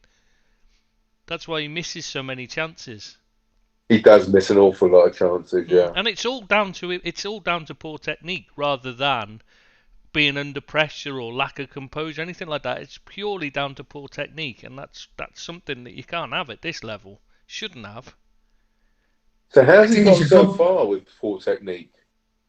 I think he's a good player, you know, but he's just not. He's got no consistency for a start, and he's a bit marmite. Sometimes he'll play well, sometimes he won't, and that's his problem: is consistency. He can do things and he'll score goals, and he'll always score your goals. And he's done very well for England, I must say. But he hasn't, as Trish was saying, he hasn't got the technique to be a top striker. He'll always could be a good player, but he's never going to be a top player for me. Could you see him at Newcastle as one of their first new signings? Well, Yeah, I really could. Yeah, I really could see him then. Yeah, because I think that's more of his That's level. what he wants. I think it's more of his level as well. Yeah. good point. Good shout, that Rob. By the way. Could be, good for both sides. Yeah, yeah. In 304 appearances, he scored 115 goals and supplied 89 assists. He can't be that bad. Well, No, he's no, playing- he's not yeah, that but bad. It's Go on, Fred. stats are nonsense because it all depends on the rest of the team, especially assists. It's not how good you are an assist; it's how good the player is that's getting on the other end of the ball. Do you remember Stuart Downing for Liverpool? His first season for Liverpool, I'd rather forget, mate. to be but honest he with you. created the most goal-scoring opportunities in the Premier League. The stats said, yet he didn't get a single assist. So was that him being crap, or was that the players on the other end? But stats are nonsense. You can't just go, Yeah, I unless you agree add with that. context. You can't go on just saying he's got this many numbers because it doesn't work like that. His numbers are brilliant because he's playing in a great side. If he was Yeah. playing in a crap side, his numbers would be crap. That's not his fault. I'm not blaming. That wouldn't. He's a good player, but he's not better than the team around him. He's not improving it by being in it. That's the issue. So who are they playing now on that left wing? Is it Grealish. they play with wing? That's right, Grealish. How could I forget? But he's no better than. He's I not mean, been he's good. not- He's not been good at all. Been poor. He's been poor. Mm. Do they put him into the middle or do they keep him on the left? Because on the left for Villa, or was he playing more in the middle? In the middle for Villa. No, he played mostly on the left, but he was with a Yeah. lot more freedom to roam. Yeah, he had a free roll, yeah. The It's for problem me, he had a is, free roll. at Villa, this is the thing that he got told, is that he gave away the ball too much by trying to do things. So if you watch him for City, he turns back and just plays a safe pass far too often now, instead of taking chances like he did at Villa. So he's not creating as much. He's clearly taking it. It'll just take him a while to get into it, get used to him, and then we can judge him. Like you were saying with Sancho, where you got to give him a year. I think it's the same with Grealish. Yeah. And also, I think that, and I'm not saying they shouldn't have bought him, but there's an element or there's an argument to suggest if they hadn't have bought him, they'd have still been in the position they are now in the It's a league. bad buy because it doesn't suit that. He didn't suit what they wanted. They needed a striker, and they bought a winger. It made no sense. Yeah. Talking about ex-Man City forwards, I didn't realise Aguero was 33 years of age. Yeah. Yeah, well, He spent like 10 years at City, didn't he? What's that, mate? Didn't he spend about 10 years at City? Yeah, he did. But what I'm saying is, I thought he was younger than. I don't understand why Barcelona bought him. I mean, why would you put a- Age isn't a big barrier, You're all ageist. You look at Salah. Salah can be playing till he's 35, and that's why you should sign him up. Age is not a barrier these days in football. Yeah, but Aguero has so many injuries, hamstring injuries, leg and calf injuries. He's not going to be playing football next year, in my opinion. And in a year's time, he'll be not playing at elite level football. Salah maybe, because he looks after himself. He's a Trojan. He's a fitness freak, but not Aguero with his fitness, lack of fitness, but his injuries, etc. He's always been injured latterly. Always. He's just come back from an injury. He's only had one game for Barcelona. Again, next season, if he wants to play every game, he's more than welcome to come to the A-League. How's Sturridge getting on? Has it started yet, the A-League? Nah, next month, I think. Oh, right, mate. Okay, gotcha. But yeah, that was busy with his record label at the moment, isn't he? Good for him. Yeah. Let's move on to Brentford versus Chelsea. Anybody watch that? I did. I watched that one. Yeah, I watched that. So it's 1-0 to Chelsea. Go on, Tristan. You go for it, pal. That was a really the second half when Brentford went for it was a really enjoyable watch. You know that For sure. I've got to say though, I keep reading about how great Mendy played. Every single shot was hit at him. You got to say that was woeful finishing by Brentford. I was Can't blame Mendy. I don't want to get into it as if I'm having a go at Mendy because he did his job. He kept the ball out the back of the net. But to start going on, I've seen Chelsea fans comparing him to Petr Cech and saying he's as good as him and stuff like that. Sorry, but there's not one of them saves would you have not absolutely slaughtered him for if he hadn't made it, because every single one of them hit him rather than him having to dive across. The only one that he actually had to reach for was above him, and that was because he went down on his knees and had to reach up to get it. Otherwise it'd have hit him in the face if he hadn't gone down on his knees. Just love the nickname you give him, the Wall from Senegal. I think it's a great nickname. Tristan, for the first time I can't even remember in living history, I actually agree with you. I'm thinking, I'm looking at that game, and afterwards the media going absolutely Mendy crazy, lauding him, revering him. I'm thinking, if Alisson had let any of those shots in, I'd be so upset. You're right. None of them were world-class saves. He didn't have to move his feet to get to any of them, and that's exactly. That's how you can tell he's not struggling. He's not had to dive to the to his left or right and try and keep him out full stretch. Everything was at him. Yeah, like you say, any of those shots either side to him, he'd have had no chance, right? And the one in the last few seconds, it was bang out. I mean, he couldn't have missed it. Mendy could not have missed that ball. It was right at him. Exactly. I mean, you can't blame him. He's done his job. No. He's got in the way. He's kept the ball out. That's not his fault that Brentford were they just had an off day in front of goal. It happens. It's what made people rate Pickford when he was at Sunderland, because teams had just hit the ball at him 20 times a game when they had a chance to put it past him. Like, it wasn't because he was doing something brilliant. It was just because the ball was hit at him. Sometimes that out. And then the stats will say afterwards that he's made 45 saves, when in actual fact what he's done is he's just been in the way of the ball 45 times sometimes. You know what I mean? But that's not a goalkeeper's problem. That's not bad goalkeeping. It's good goalkeeping because they've been in the right position. But it's not weird to have all this praise that he's getting. Yeah. Billy, did you watch your second team?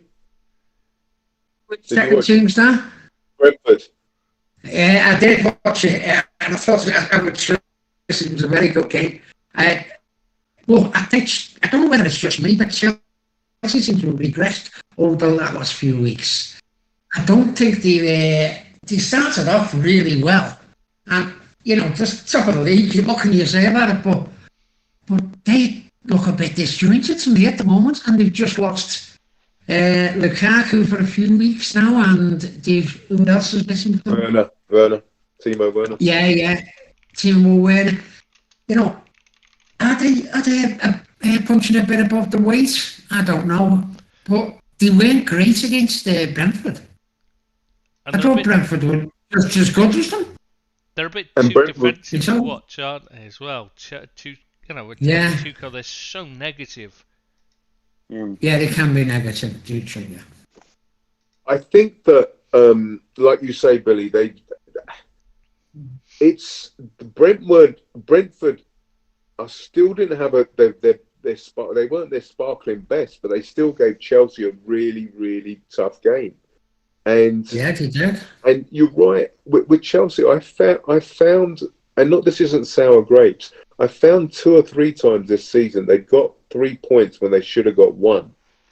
And they've been quite fortunate this season. I've watched quite a few of their games, most of their games actually.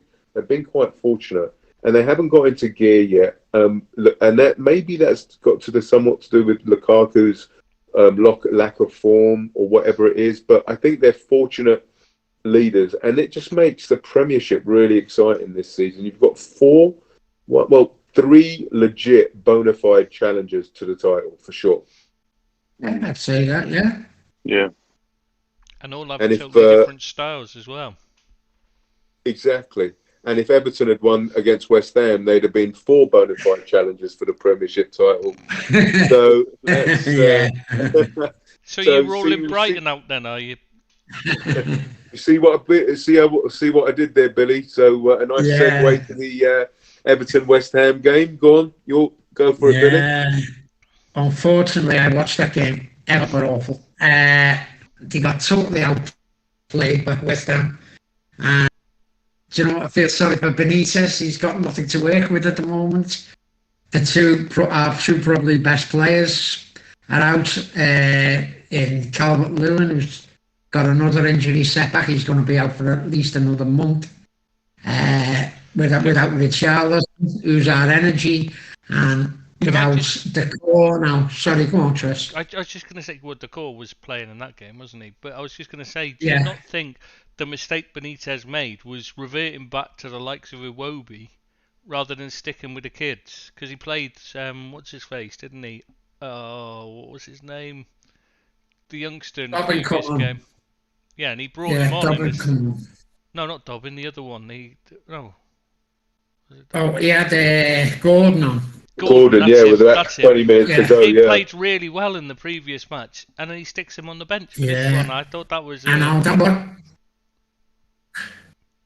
was a bit of a strange one for me as well. And but Iwobi was awful. Absolutely dreadful. It's embarrassing. And to be honest with you, we had the 2 best chances of the game, and they put fell to Iwobi, and he's so bad. He's just so really bad that West Ham deserved to win, by the way, by a mile, absolute mile. And I was disappointed with them because they lacked energy, which they haven't under Benitez up to now. But they lacked energy. I don't know whether that's because we kept giving the ball away all the time and they were on the back foot. Alan didn't have his best game, and we were pretty poor. Well, very poor we were. And we got exactly what we deserved out of that game. Was nothing. But credit to West Ham, they're a decent side. They play the game, though, a hard game, and they give anyone a game. And, I think they're going to be Europa challengers again this year. But Everton was disappointed. I can't say nothing about Benitez because we all know the financial situation at Everton. They can't buy players at the moment, and they've got injuries. But you just got to get on with it. And Everton will absolutely piss poor. I think you're being you're being pragmatic about it, and I'm glad you are, because the guy he's got credit in the bank. He's got lots of credit in the bank. I'm talking about Benitez. I think you're going to buy in January for sure, or get loans in. There'll be other personnel there. But what he's famous for, what he's renowned for, is making players better and working on a shoestring budget. And he's done that with you guys for the first few weeks, and he's done it in Newcastle. That's why he's so beloved. And you're just going to have to... The expectations... I mean, this is where I was worried about for Benitez. When he starts losing games because of the threadbare state of the squad, this is where I was hoping that the fans, or the majority of them, wouldn't get on his back. And I'm not sure they are, to be honest with you. I think they're not at the moment. Yeah. Because even they shouldn't even this season, because look what, like you say for yourself, look what you're working with. You're working with Iwobi and the kids, and there's not much quality there. And he's got you to fifth in the table, or something, sixth or something. It is, So he literally is a miracle worker. I mean, I don't know what Tristan, what you thought of him at Liverpool, but I revered him more than I revered Houllier, because he actually he always, whether he's a political pawnbroker, I don't know. Whether he's cunning, I don't know. But for some reason, he always gets the fans on his side. Whether that's political, I don't know. Whether genuinely he loves clubs, he loves the fans. I think it's the latter. I absolutely would walk through brick walls for the guy. I loved him at Liverpool, and I was so sad that he left. I know, Tristan, you think he's a bit of a politician, but what he had to deal with at Liverpool and his job, and the state of his job, it was just awful what happened to him. I don't know what Rob and Tristan you think about that. Do you want to go, Rob? Yeah, go. Oh, I was just going to say, I love the guy. Think he's brilliant as a man. But he spends too much time trying to get, just trying to win as much power as he can. That was the problem when he was at Liverpool. He was too busy, fighting with other people and trying to get all the power in his hands, rather than just concentrating on his job. He did the same at Valencia. He has learnt his lesson in recent years, it must be said. He's improved a lot. It's not so, he's... So, the problem he has is dealing with egos. It's because he struggles a bit. He's not an arm round the shoulder type. He can't get, he struggles to get them to do what he wants because he's never been a player. And they tend to just like, oh, how do you, what do you know about him? You know what I mean? It's like, that's what the problem he had at Madrid, is the players just wouldn't respond to his coaching at all. And I can see that being a problem long term at Everton as well. You talk about power. Why he should automatically have power? Like Klopp comes in, gets power. Ferguson gets power. It should be a birthright for the job. I mean, you are the man that makes all the decisions. No, that's right at Everton. No, that's not right at Everton. No, because Brands is the director of football. Yeah. And to be honest with you, he come with this great reputation, Marcel Brands. He hasn't lived up to any of it for me. Exactly, Billy. Exactly. He's sanctioned some really bad signings and some very poor issues made. And, you can blame the manager all you want, but if you're not the man with the purse strings and you're not the man saying, I want this player, I want that player, he gets given the players. He can put his name forward, of course, but he's getting... Brands is the one doing the deals. And to me, he's been our biggest problem. And I know people won't agree with that, but he's been our biggest problem. No, I'm with you on that. I thought that when he got his contract extension, I did say on our widget, what was that all about? Why have they given him an extension? I don't understand it.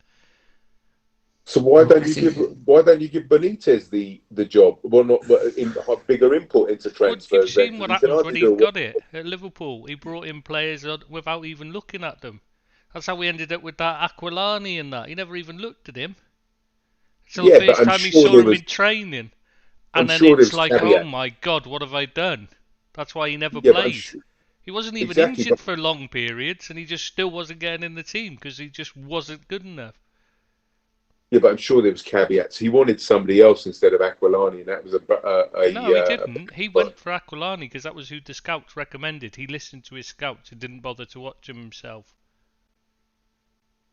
I'm not sure about that. I know that for a fact. 100% that's true. He trusted his scouts to pick his players at the time. Yeah, as you said, I think he might have moved on from that trust. I think he wants more power now. I think he wants more say. But it's not going to get it when Brands is there. And that's why I think things have got to change at Everton. You can't make that many bad signings that Marcel Brands has sanctioned and hope to get away with it.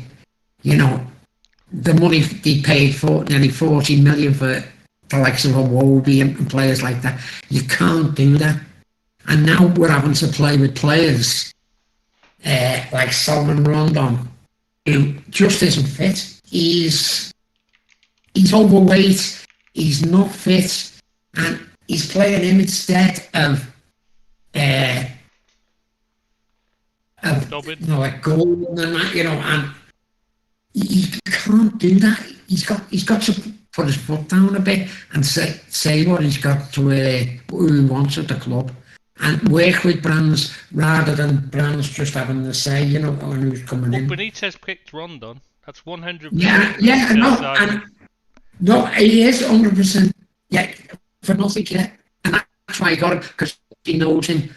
He knows that he was going to come in. It wasn't going to cost much money, because that's the position Everton are in at the moment. But when everything settles down, he's got to have more say in the players he wants rather than being given them by brands, for me. Rob, your opinion on Rafa? And then we'll talk about, let's talk about Moyes and his effects on West Ham. For me, with Rafa, he was around at Liverpool when I was a lot younger, like a young teenager. So didn't really know or see as much as I do these days. So my biggest memory of him was when we won the Champions League when I think I was about 12 years old at the time. So I've always I've liked him, and I think he fits Everton as a club in terms of like the whole community thing, and he's good with the fans. And I don't know. I think that he'll be all right there in the long term. Listening to Tris and Bill and co talk about him, they obviously know a lot more about the history with him than I do. But yeah, no, I'm glad he's at a club like Everton. I think they suit each other well, and the whole power thing and all. I don't know much about that kind of stuff. So, when you guys were talking just then, I was kind of just listening and taking all that insight in. So, yeah, I think. I thought you were going to say you were nodding off, but No, I was. Guys talk about things like that with insight. I just sit there and soak it up. I love it. So yeah, it's really informative, and I learn a lot from reading and even being on these podcasts. So did he just say we have insight? I know. I think he's listening to a different podcast while we're doing it. He's got his earphones in. Yeah, he's on the App Store, obviously. Yeah. Talk to us about what you feel about the Messiah's Renaissance, Rob. What do you think about that? And then obviously I'll ask Bill and Tristan as well. I think he's doing a good job at West Ham. He's one of those managers that's had a bit of a tough time in the last however many years, and whatever he's doing there, it's seeming to work for them at the moment. I agree with Bill. I think they'll be pushing for one of those lesser European places. And yeah, I don't mind watching West Ham. They'll give you a good game. They'll battle you, and I'm kind of happy for him that he's found a club that's working for him. Yeah, good point. That's a very good point. They seem to be in unison and tandem, so it's good to see, man. Billy, what do you think about your old boss? I'm not a big fan of David Moyes, but I can't deny him as day in the sun. He's doing really well at West Ham. He fits them. Some managers just fit a club, and he fitted us for a really good while before he started taking the piss. But he is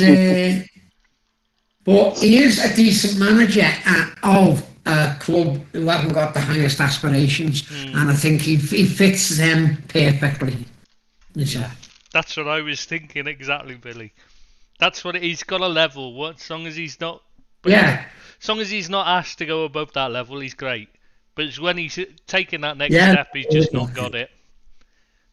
Didn't Patrice Evra say that Moyes said to the Man United players when he took over the United job, "You've got to show me how to win," or something? Is that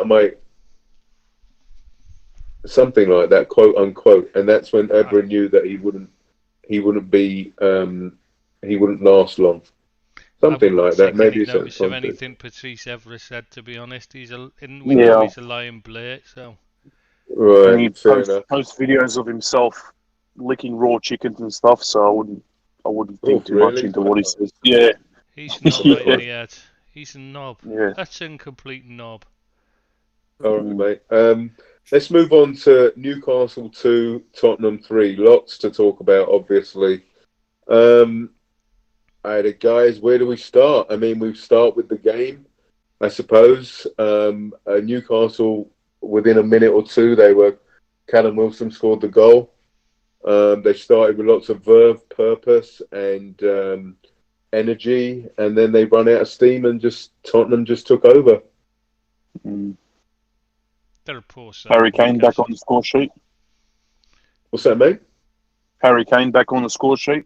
Well, yeah. Well, it wasn't exactly a struggle, though, was it? Let's be honest. Newcastle just rolled over.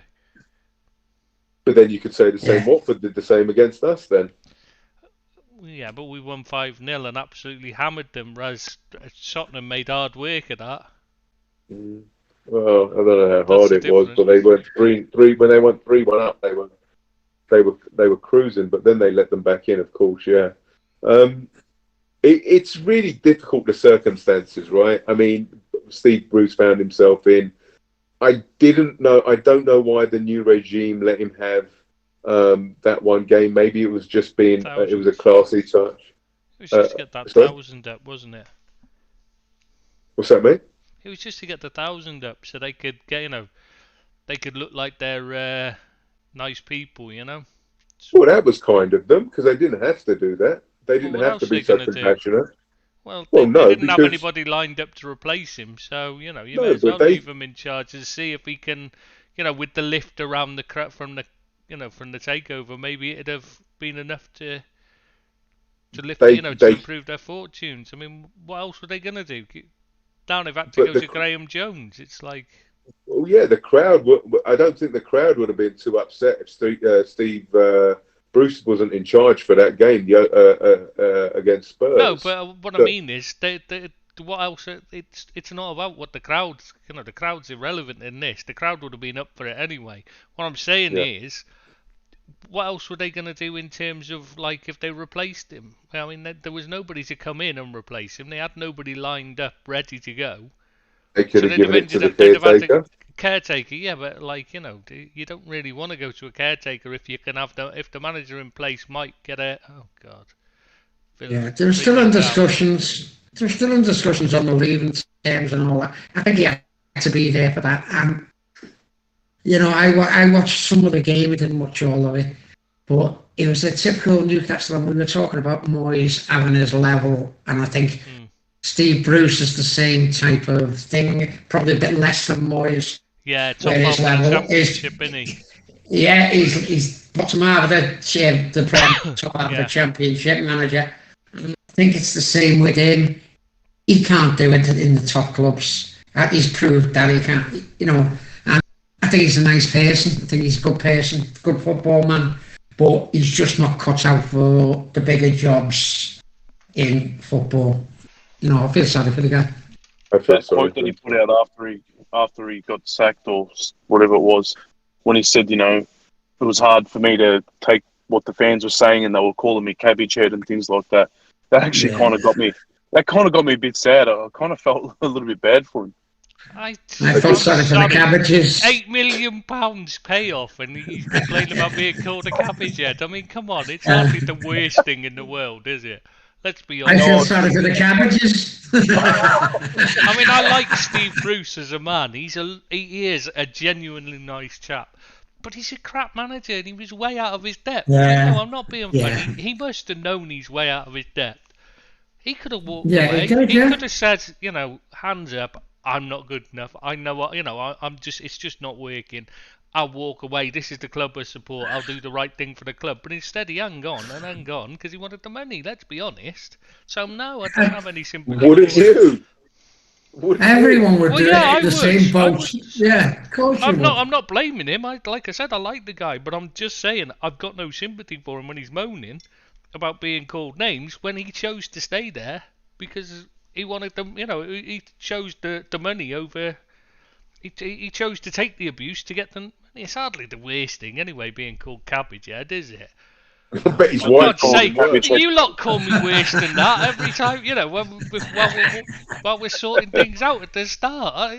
Yeah, but you deserve it.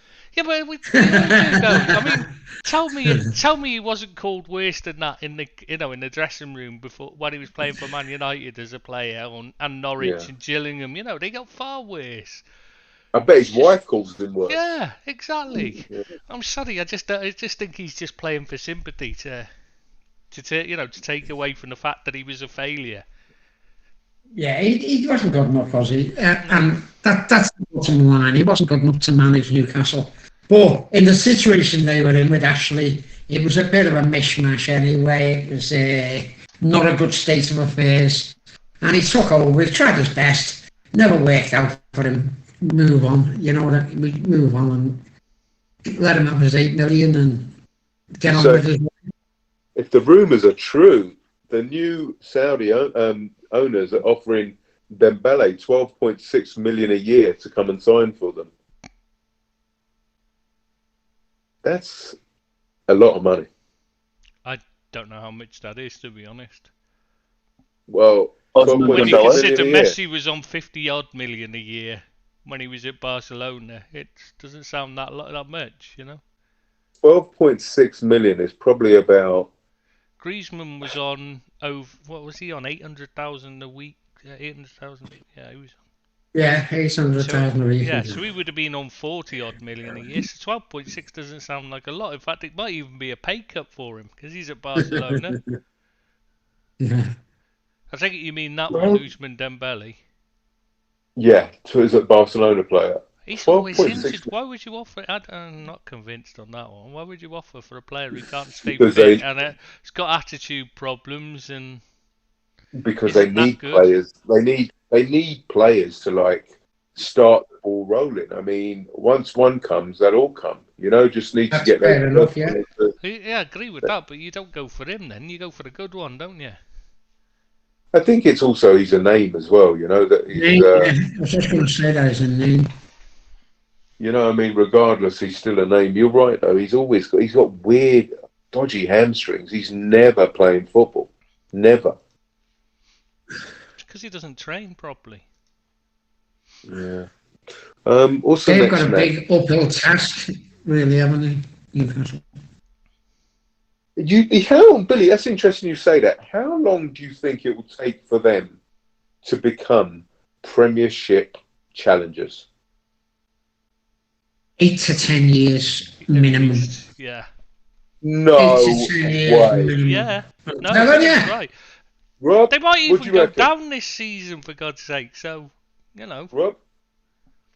I just think that they've got to get the foundations in right now. They can't be pissing money up the wall with, these Hollywood signings that are no good and they're signing them just for names. So in terms of a time frame, I'm not sure. I didn't think it would have been as long as 8 to 10, but I think you guys know a bit better than me. So maybe it could potentially take that long, but I don't think it'd be a short term. I don't think within a couple of years they'd be up there. I reckon 3 years max. Maximum 3 years. You've got miles City away can out. spend as much as them, remember? Do you know how much money they have? Man United, it doesn't matter how much money the owners have. The FFP Yeah, means they can't he's going to spend sort it. that out. Yeah, they can't spend it. What difference does it make how But they much can they've got? spend 200-300 million now without having to comply with FFP. Yeah, well, So that's not going to buy much when you consider that, Harry Maguire costs 80 million. True. yeah, but then you've That's also like going to 4 players Rob, at most, and they need but- 21 because they've not got a decent player in their squad. that is fascinating that you guys think it's going to be 10 years before they get up there. I mean, that You've is. got to remember, you've got Man City who are going to be spending huge sums still. They've got to catch them. They've got to catch Liverpool, who are still going to be spending decent money. They've got to catch Man United, who is still going to be spending lots of money. And, Chelsea are still going to have huge, and then the Spurs have got a decent infrastructure. You've got, there's a long way for them to Leicester, go. yeah, Yeah, there's a long way. Long way. Brighton. I don't think we're going to be spending much money in the next. After Klopp goes, I don't think there's going to be much spending going on. I just think that it's going to be. I think you're going to get the Liverpool being a different Liverpool when Klopp goes. I still think I really believe that. they'll spend on the right players.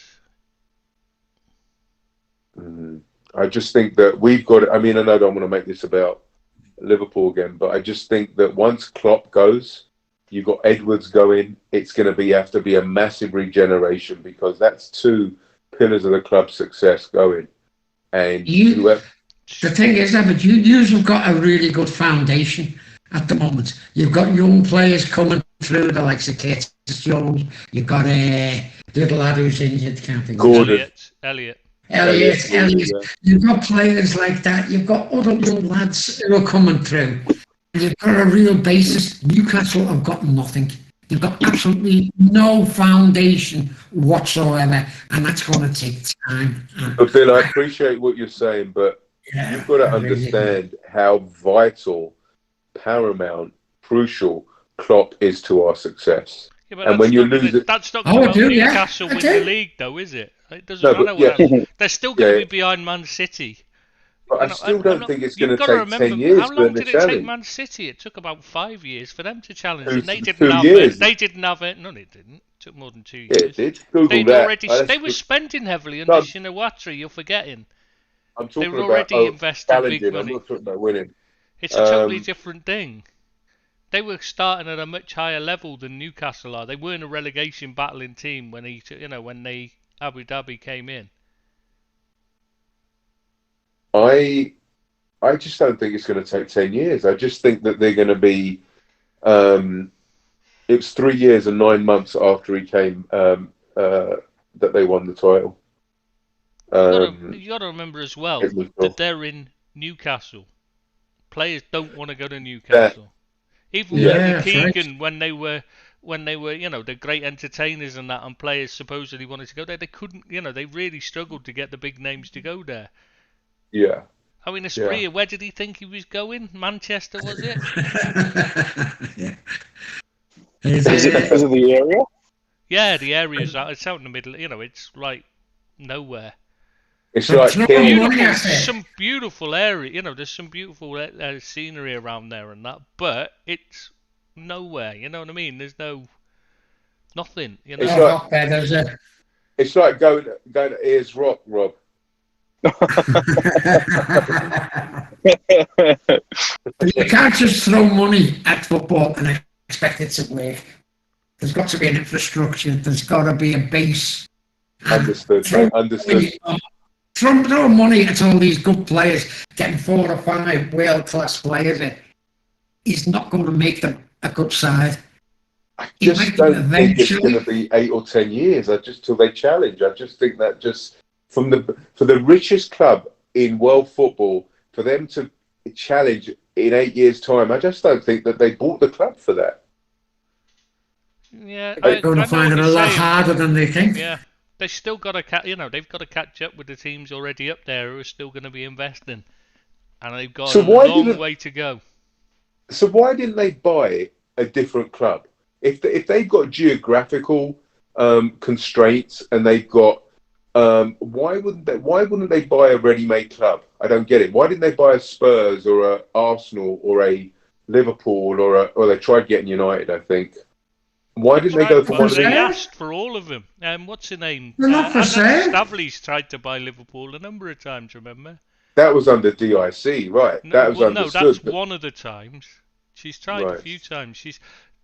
This is something, you've got to say which club was up for sale, which club could we buy before you can buy it. You can't just say, well, why didn't they buy somebody else? Well, Joe Lewis is a multi-billionaire himself. He doesn't want to sell Spurs. Why would he? Right. And then, of course, the Cronkies have got plenty of money themselves. Yeah. Well, Fosun are worth as much as Saudi Arabia, as this PIF. They're worth roughly the same amount as them. Fosun, who own Wolves. Why didn't they buy a bigger club? A club already made? Because they could. There just isn't the options out there. Why wouldn't they go out and buy a London club like West Ham, and they got London then? So what's his name? The Golden. It would have cost them a lot more, and they weren't. What are you going to do with them? You haven't even got your own stadium. Fair enough. Plus, I don't think they can sell, can they, at the moment? The West Ham, aren't they? Don't they have to wait another year or two before they can sell up? because of the stadium. You know, the buying of I the think it's stadium. next season. Yeah. I don't know. I just would have gone for a London club then. Say You're then paying London prices as well, yeah, but then West Ham was going for and you've not got the fan base that yeah, Newcastle have, being the one club city. Yeah, but the thing is, I just don't see why would they go for something like maybe they just wanted optics and Yeah, it's not about winning. You know, it's not about it. They can spend what they, the money's irrelevant to them. So yeah. it's nothing, is it? It's just it's money that they've got in their pockets that they're just spending for fun. Plaything, yeah, it's a plaything for them. Yeah, Certainly is. bit of sports washing and a plaything. Doesn't really matter to them who they buy.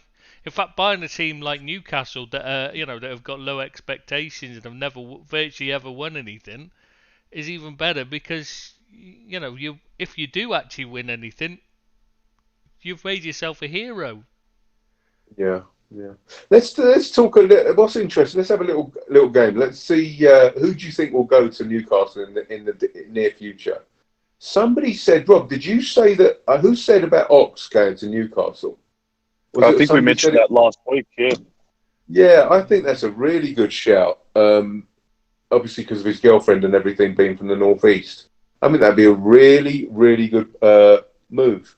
Bill, you think who would they buy? I think Rob made a great point before about Raheem Sterling. I think he'd be perfect for them. He's a big name. He's England's centre forward along with Harry Kane. He's always getting his game. He is a good footballer, whatever you think about him. He's got a good reputation. I'm not saying off the pitch, but on the pitch. And he's the type of player that they should be looking at. That's a really good few. Yeah, that was Rob's shout, that, and it was one of the best shots I've heard in football. That one. Yeah, good point, Rob. Yeah. It was excellent. Tristan? Who do you think? Well, I mean, you've got to look at what they need. They need a midfield and a defence first and foremost, and a keeper. And a forward line. They've got two decent forwards in St Maximin and Callum. I like Wilson. He scores goals. He holds the ball up. He's strong. He's quick. Can't really argue with him, can you? No. He just needs to stay fit. Yeah. Yeah. I was thinking about all the players from Europe that aren't really playing much at the moment that have big names. Coutinho. Someone like Coutinho. Yeah. Coutinho, there you go. He's got to be the one. And he's Sterling, Coutinho, Van der Beek. Yeah, players like that. That's the ones they're going to have to look at. Seriously, that's the way they're going to have to do it to start with. Is pick off the ones that can't get it in the team. Probably a few from PSG that can't get a game at the moment. Wijnaldum, maybe he could make a return. Though the fans wouldn't be keen on that because they don't like him. Newcastle, yeah, you're right. Yeah. Well, he was terrible for him, like he was for us for large periods. But we just forget it at Liverpool because he played well in a couple of games, and they happened to be big games. That led to trophies, and you forget things then, don't you? When you remember, you just remember the trophies. Yeah. Moving on to the last game of match day 8 is Arsenal 2, Crystal Palace 2. How Arsenal got a result out of that, I don't know. But then again,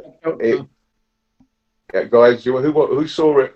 Rob, Bill, Tristan? I didn't see it, but I was shattered that they scored that equaliser because last week my prediction, I'm pretty sure, was Crystal Palace 2-1. So yeah, you did. Yeah, you got that one. Fair play. Bang on if it wasn't for Lacazette scoring in the last minute. Yeah, mate, you weren't as shattered as poor old Vieira. Did you see him when they equalised? Yeah. I was delighted. I had £5 on it, 2-2 draw, and I can't open a minute. I had £5 on a 2-2 draw. A good old got 85 quid back. Yeah, £5 on the draw. 2-2 draw. Rams are on you tonight then. Yeah, absolutely they are. How much did you win, Bill? 85 quid I won. Good for you, pal. Good for you. Yes, 16-1. It was good. And but I watched the game, obviously because they had a better, but Arsenal started off really well. They played some really decent stuff. Aubameyang got his goal, but then it was all Palace. Palace were the better side in the second half by far, and in the end, they got an equaliser in the dying seconds of the game. But it was quite an entertaining game, I thought. Really good game. Kristen, did you watch it? No, I didn't watch it. I missed it. You know what I found fascinating was that Arsenal celebrating that draw like they'd won the World Cup. I'd be super embarrassed if I'd be embracing each other like that. This is the mentality that, for me, this is that kind of small club mentality that Arsenal have got now, right? And they're celebrating draws with Palace. And I understand it was a last-minute goal, etc. There's lots of excitement about it and relief, but this is Arsenal Football Club. 10 years ago, this club was a behemoth in world football, you know? And look what I just really, really feel sorry for the Arsenal fans, because their club has become, it was a warrior, and it's now become it's meek and impotent. Mm. You know, and it's just, and I just feel, my heart goes out to them, because all right, with the benefit of hindsight, you can say they didn't replace Wenger. They didn't have a plan in place to replace him, and administratively, etc. They've done everything you could do. If you could just write on a list what to do wrong at a football club, Arsenal have done it, and they've done it really well. Do you get what I'm saying? Mm. Yeah. And it just will take now something to rip up the blueprint and just start again. And if it takes 5 years, it takes 5 years. They've just got to do it. They haven't got over Wenger leaving after. They were a great club when he was in charge. And I know he went downhill and he was making bad decisions, but they haven't replaced him with anyone near good enough, have they? And they're a bit of a shambles at the moment. They're winning 3-0 tonight, just to point that out for you. But are they? God, Villa are shockingly bad, rather than Arsenal are any good. Arsenal haven't even been good at all. They haven't been good. He's doing what Ole does. He's just doing enough to keep into a job. He wins one, loses one, draws one. Wins one, loses one, draws one, kind of thing. You know. So honestly, this hasn't been a good performance, though. No, it's not like I'll be sat here watching it thinking Arsenal being good. Villa have just been the worst I've ever seen. They're terrible. You were saying about Watford earlier, Bill. Trust me, Villa are worse. They've just. Right. I mean, one of the goals, Mings put it in for them, and that. You know, it's just they're terrible. Bloody call own Mings. Yeah, poor Altaro.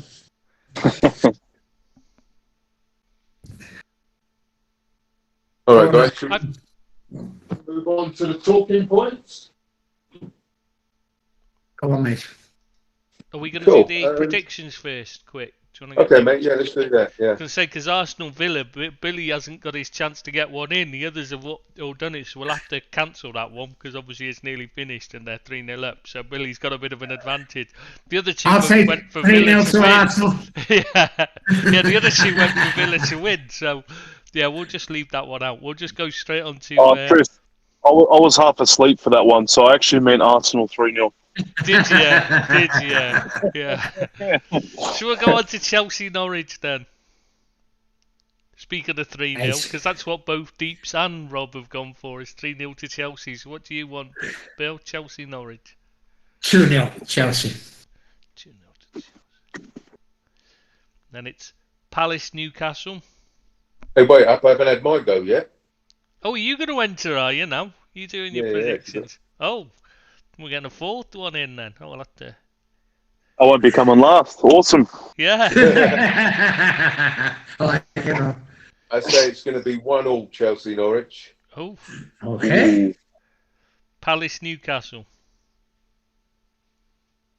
Go on, Abid. I think it's going to be 2-0 to Palace. To 2-1 to Newcastle, sorry. Oh, sorry, 2-1 to Palace. 2-1 to Palace. For God's sake. Just make up your mind. 2-1 to Palace. Right, Billy? 1-0 Palace. 1-0 Palace. And the other two have both gone for draws. Deeps has gone 2-2. Palace and Rob's gone 1-1. So, Everton Watford. Everton Watford. Everton 1, Watford 0. Abid? Have you got Richarlison back this weekend? I'm not sure. He's on borderline, but he might play, might not. He's in back in training, but whether he'll play, I don't know. I'm going 1-1. Deeps went the same as you, and Rob, you went 2-1, didn't you? To Everton. 2-1 Everton, yep. So Rob's already given me his in case he didn't make it, in case he wasn't able to get up this morning. Right. So he handed me the predictions before he went to sleep, just in case. Leeds Wolves now. Leeds Wolves. Go on, Abid. What about Southampton? Oh, sorry, Leeds Wolves. Leeds versus Wolves. Oh, 2-2. 2-2, right. And Billy? 0-2. 0-2.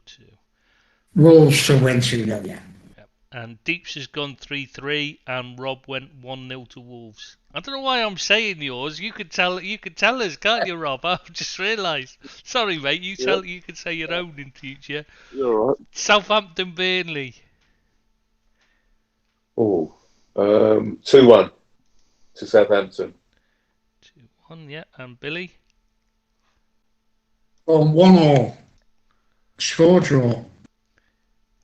Rob, do you want to say what you went for? I've got Southampton 2, Burnley 0. Yeah, and Deeps has gone 2-1, the same as you, Abid. Cool. Nice. So Brighton Man City next. 2-2. Oh, 2-2. And Billy? I'm going for a 1-1 draw. 1-1 draw. I think City are getting away with murder at the moment. They might just come up against a decent Brighton side that might just pull off a little shock. Rob? I've gone Brighton 0, Man City 2. Yeah, and Deeps has gone Brighton 1, Man City 2. So Right. Brentford versus Leicester next. Oh, 2-2 again. 2-2, right. And Billy? Is it Leicester Brentford? Yeah, Brentford versus Leicester. So Brentford. Right, I'm going for 0-1. I'm going for Leicester to get a result there. Okay. Rob, you going to say what you got? Brentford 1, Leicester 1. Yeah, and Deeps went 2-2. So, West Ham Spurs is next. Sorry, Abbott, go on. Oh, put me on the spot now. 2-1 West Ham. 2-1 West Ham. Right. And Billy? I'm going for a 1-0 London draw there because a bit tired due to the games midweek, and so I'm going for a 1-0 draw. Didn't Spurs put out a completely different side from what they did, but West Ham I think are a better side, but they might be a bit tired after the exploits in midweek. Right, I see. Okay. Rob? I've gone West Ham 2, Tottenham 1. Yeah.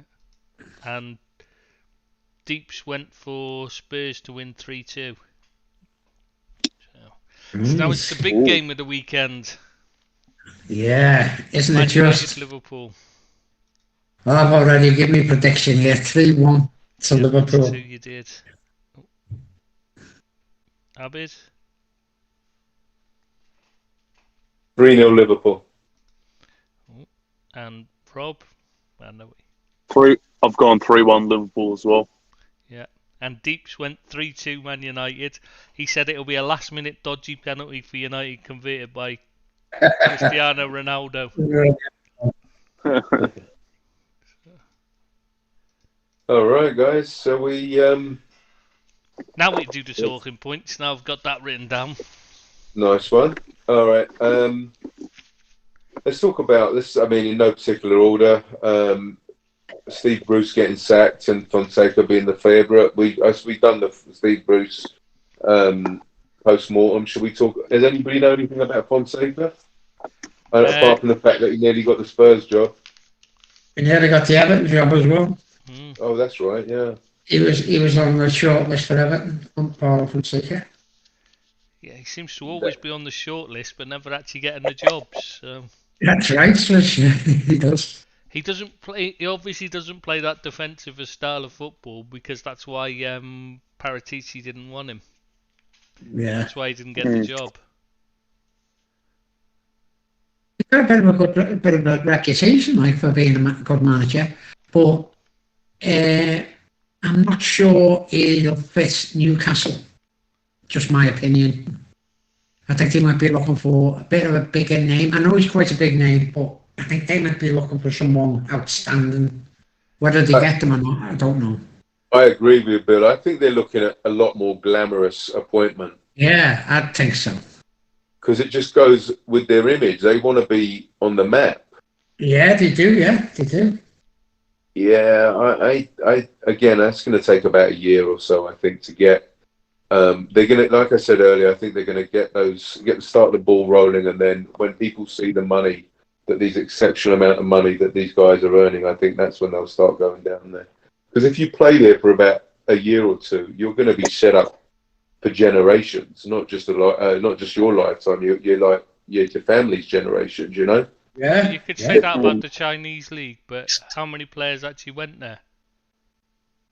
Even though they could have earned like 3 times what they were earning anywhere else. Yeah, but this is the Premiership. It's still the best league in the world. Maybe you're not going to London or whatever, or Manchester or whatever it is, but you're not in the middle of nowhere. You're still in England and you're playing in the Premiership. So I still think you'll find players going there for sure. Good players as well. Yeah, but I just don't think it'll be as easy as you seem to think it is. That's all I'm saying. I just know most people get turned on by money, and yeah, but I think they're not going to get that. Newcastle aren't going to pay them £700,000 a week if they can. No, but somebody else is only offering them 200,000. Why would they do that? Even if they no, but because you need to get people there. So if you're offering somebody 300 grand a week, they'll go, regardless of like, all right, you ain't going to get your top tier players going the best in the world, but maybe they come later, but you're still going to get a good standard of player. Like you guys said, say if they go out and buy, I don't know, Sterling, Ox, and who's the other one you mentioned, Rob? Sterling, Coutinho. Ox. Coutinho. Say they go out and buy them in January. That'll get you out of the relegation zone, right? And then you can build in the summer. And those 3 players aren't a bad base to build on. Do you get what I'm saying? So I think that once players see that other players are going there, it's just going to be easier. And obviously the fortunes that they're going to be making. So if they're only making, see, some of these players, like as I said at the initially, they're not going to be targeting the elite level players because they're not going to come there. But once you start getting that base of mid-level player like you guys again, Sterling, Ox, or even if they go Coutinho, then it's going to be more alluring because there's going to be a kind of an infrastructure there with players and there's a base of foundation of decent players. Yeah, but that's got to start with the manager, hasn't it? I think they've got to get the manager right first. If they're going anywhere, you've got to get a decent manager in. Someone who's going to build the club. Because it does need a full rebuild, doesn't it? Yeah, really, but that's the director of football, right? They've got to get that right. They've been talking about that, getting the infrastructure. Like Rob said, they've been talking about getting the right people in the right jobs. Yeah. I mean, what's them stopping them getting Michael Edwards, paying him a king's ransom and getting Michael Edwards in the Liverpool scout? I mean, sorry, not the scout. What's his role? Why would they want him if they don't even know what his role is? No, I don't know what his role is. They'll know No, but what his that's what I'm role is. saying. How would they? What makes you think they'd want someone that that is so good at his job that you've got no idea what he actually does? Yeah, but that's just me. They're not done. Fair point. That's a Good fair points, point. good points. Yeah, you got a point there. I'll let you off. So, But They yeah, want but, the best of the best, yeah. yeah, so that's what I would do. I would just, it's not as if they can't pay people a good wage. He's on $1 million or whatever it is at Liverpool. Double his wages, get the best people in and the best job, and get that infrastructure right, and get that, instead of challenging in 10 years, get them challenging in 5 years. Yeah, I can see your logic on that. I can see that. Yeah. All right, let's. yeah, but that's saying that they'd want to go to Newcastle. They'd fancy the job. It's not as like saying it's not as easy as you seem to think. No, but what I'm saying is that, like, I hear your point. People are going to more players So are going to he's go already to. at a top club that's winning trophies. Why would he want to move to a club that's nowhere near winning a trophy? Who's that? Michael Edwards. It's And all Because the top ones are in a similar position. That's why Everton ended up with Brands, and they were in a better position than Newcastle are when they were looking. why does Edwards want to leave then? If he's at a top club and earning good money and earning and making, he's finished, isn't he? He doesn't want to do this anymore because it's not. It's like I say, it's a hard job to do working in football. I didn't realise he wanted out. I just thought he wanted a new change of scenery or something. But I didn't realise he wanted. No, I thought I thought he'd had enough, hadn't he? I thought that was what it was about. I'd be more than happy to swap jobs with him if you wanted. Yeah, I you just would, don't because think. but these people have got more than enough. They've got more money than they can ever spend, so they don't need the money. Michael Edwards has got Yeah. more money than he can. No, I don't doubt that. He's only He's on a $1 million a year. multi-millionaire. What? You don't think he came here with money? I don't think he's on. I think he can do a lot better. You're saying $1 million a year, but you're forgetting about the bonuses. What about the taxes? He's on 40% tax as well. So Yeah, but I just. shows everyone at that. Once you get above. the thing is with people in football, life is all about money or power, one of the two. If you like Messi is not going to play for £1,000 a week. He doesn't need the money, but it's his big thing is to be the highest paid player on the planet. And the same goes with all jobs, by the way. Yeah. If you either go for power or money, that's the only thing that these people go for. And if you can get higher wage, it's about your reputation, and that's why they go for it. And people will go for money. And then, if you're offered a better deal, no matter how much money you've got, you're going to take the highest bidder. Yeah. It depends on what position you're in. If you said to Messi, come to Newcastle, he's not going to go to Newcastle no matter how much money they offer him. Yeah, but that's exception to the rule. Those are exceptions. It's supposed to these players because they're already at clubs where they've already got the cachet of being at a better club already. That's just as important. That's what I'm saying. It's not just money. There's a lot more to it. No, it's not. It's not just money, but money is an overriding factor in a lot of jobs. Whether you be in construction or in a lawyer, you want to be the highest paid because it's power, and that's what it's all about. Yeah. And winning things, of course, with football, it's about winning things as well. But they always want the money. You're no right. one goes to a club and says, "Listen, I'm going to drop my wages here so I can play for you." Just doesn't matter. I just don't think, going back to the original point, but you're right, Billy. I'm not whitewashing what you're saying. I just think that we're going to go back to a second. I just think Michael Edwards is not finished in football at 41 years of age. I just think that he just wants another project. And coming back to what you're saying, Billy, guys, I don't think that Newcastle are going to don't get me wrong, I don't think the money's going to attract that A-list, that A sphere of football player at the moment. Not even you're right. Not even the B list. Right. Not even the B list. But they can desire the C and D list and get them maybe. Coutinho. But that's why I'm saying 10 years, 8 to 10 years, because they've got to start from the bottom. They've got to get the the D's and the E's and the C's, and then go up to the B's and the A's. And it's going to take years. Yeah, but the thing is, the money on offer is seductive. Like, for example, Coutinho for the money because he's on a lot of money at the moment. He may go for the project. He might want to just play football because there's not much on offer at the moment for him, probably, right? Again, the Ox. This is all speculation, guys. Right? Obviously, right? The Ox. He goes for family reasons, right? So it's not just money. They may get a situation where people go to them for reasons that are not money. The money is enticing. Obviously it's alluring, but it may not. Like Ox will go for family reasons, maybe. Right? Sterling may just be a mercenary. He thinks, sod it. You know what? I've won what I've won in football and I'm happy. I just want to go for the money. So there's all different types of reasonings why people join football clubs. You know, so this is why I don't think that they're going to be a 10-year wait for them to challenge. But you know what Trish said before, which is very, very pertinent.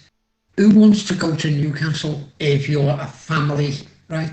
You can see the allure of London. You know, I think Liverpool and Everton over the years have had problem getting the top players because it's Northwest. Manchester is a bigger city. It's more of a renowned city in financial terms. But London is the big draw for all the top players. The wives and the families, the better educations, the better schools. And it might be hard getting them up to a cold, dour Newcastle. It's a run. I think it's a fantastic city. It's a bit down at the moment because of the financial picture within the northeast, and I don't think it's going to be easy to just tell your wife, "Oh yeah, we're picking up sticks and we're moving from Madrid and we're going to move to Newcastle."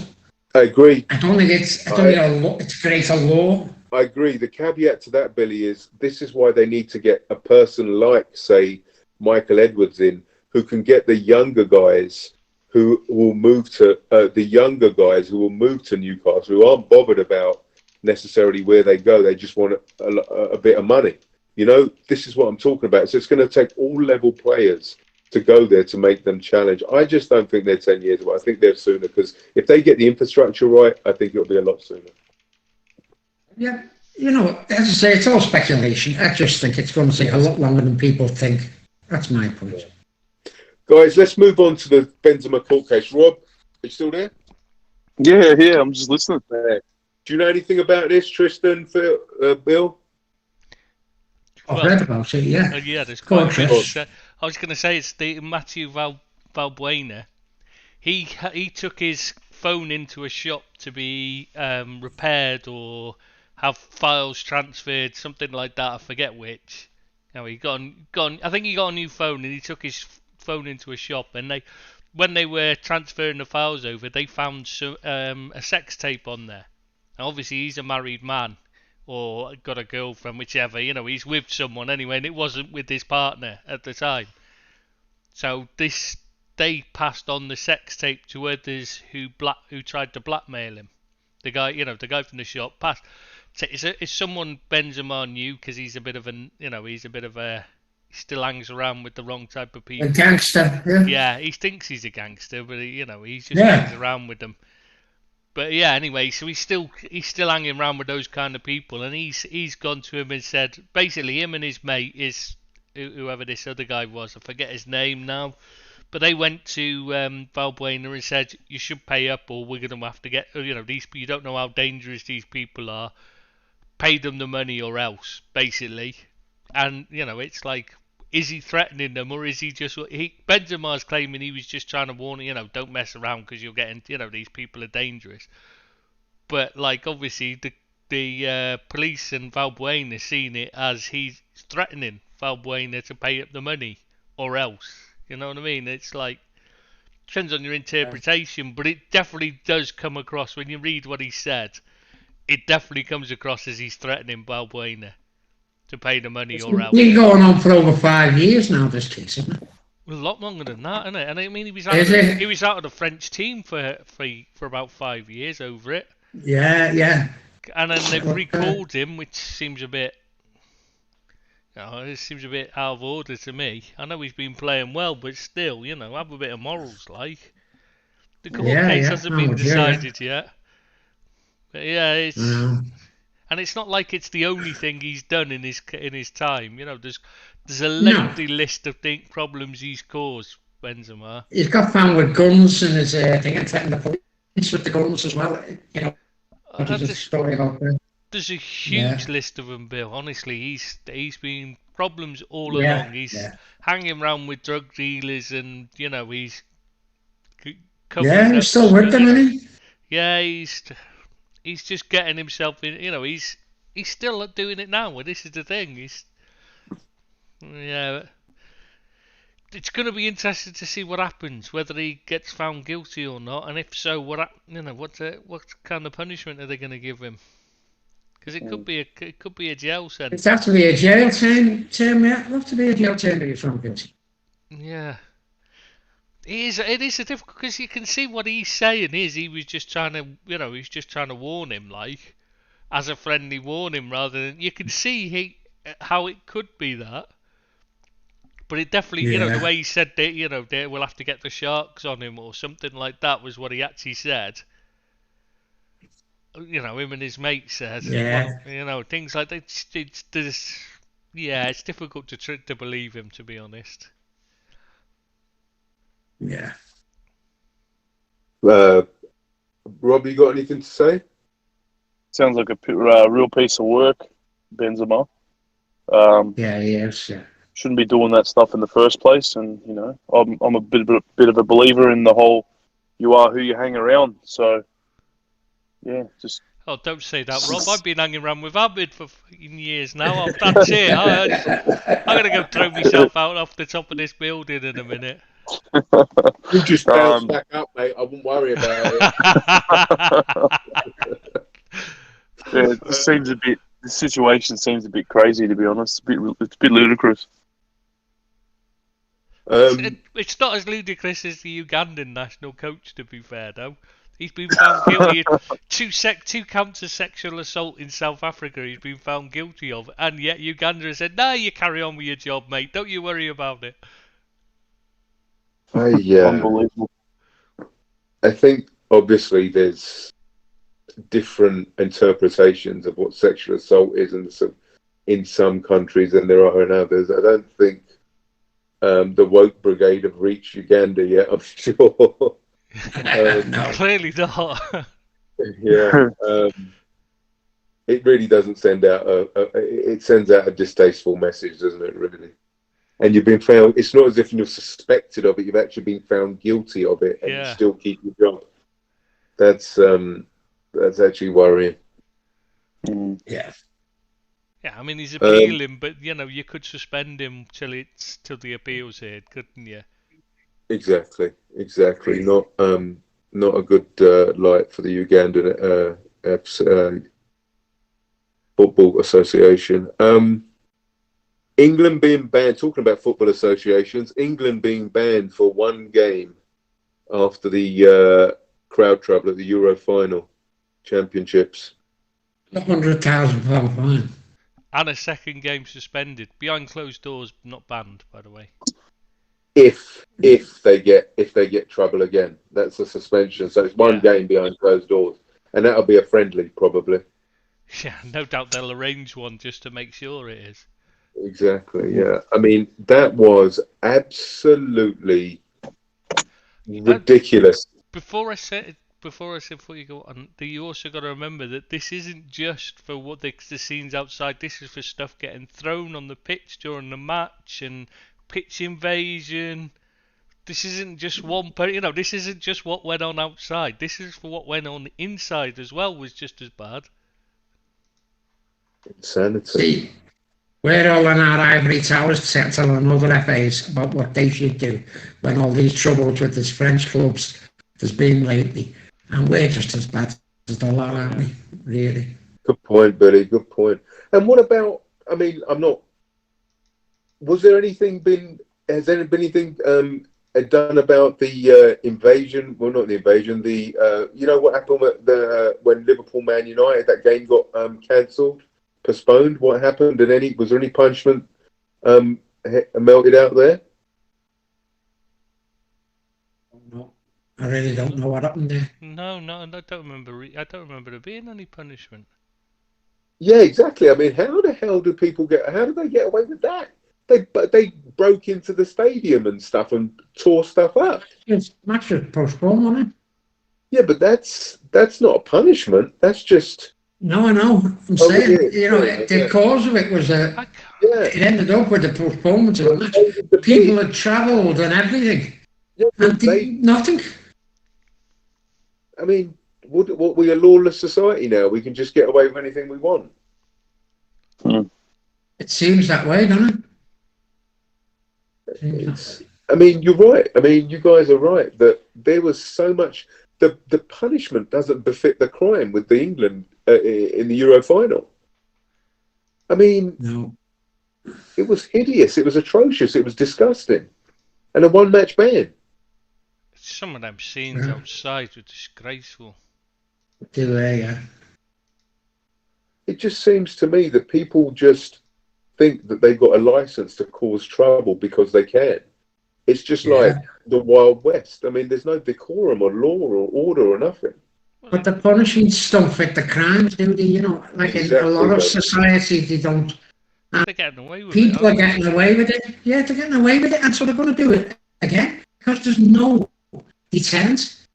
And until you put a deterrent in place, start jailing these people, or or banning them, you're not going to get no resolution in these things. That's my opinion, anyway. It's like when they rock up to a football game, they feel like they can do whatever they like. Yeah, they do. Yeah. We Guys. can't set the world to rights. Yeah. Tristan, talk to us about the stand at Nijmegen, whatever it is. Nijmegen. That's it. NEC Nijmegen. Yeah, they were Well, playing go on, then, say against. Who were they playing against now? Vitesse Arnhem, that was it. And Vitesse Arnhem beat them 1-0. Players went over to where the away fans the stand the away fans are in, to celebrate with them. They're all stood there applauding, and the fans are jumping up and down in unison, and the stand collapses underneath them, and just poof, collapses underneath them in the middle.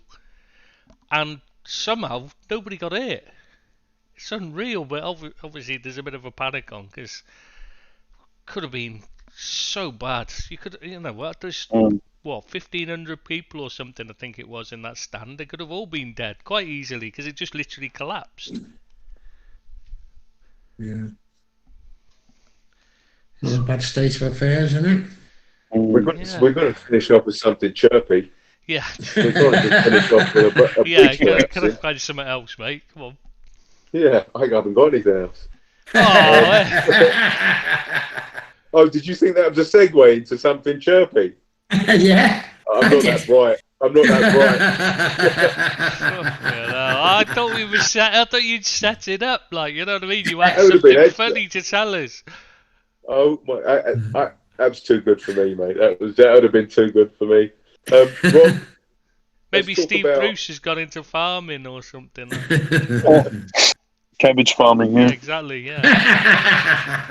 I just noticed on Twitter there's been a buyer being found for Bury FC as well as Gig Lane, and all the club's assets, including historical links, administrators have confirmed. Oh, that's good news, because they were literally dead otherwise, weren't they? So that's a bit of good news for the day. Thank you, Rob. I appreciate you. Well done, Rob. At least somebody's come up with something good. Well done, mate. You've earned your salary today.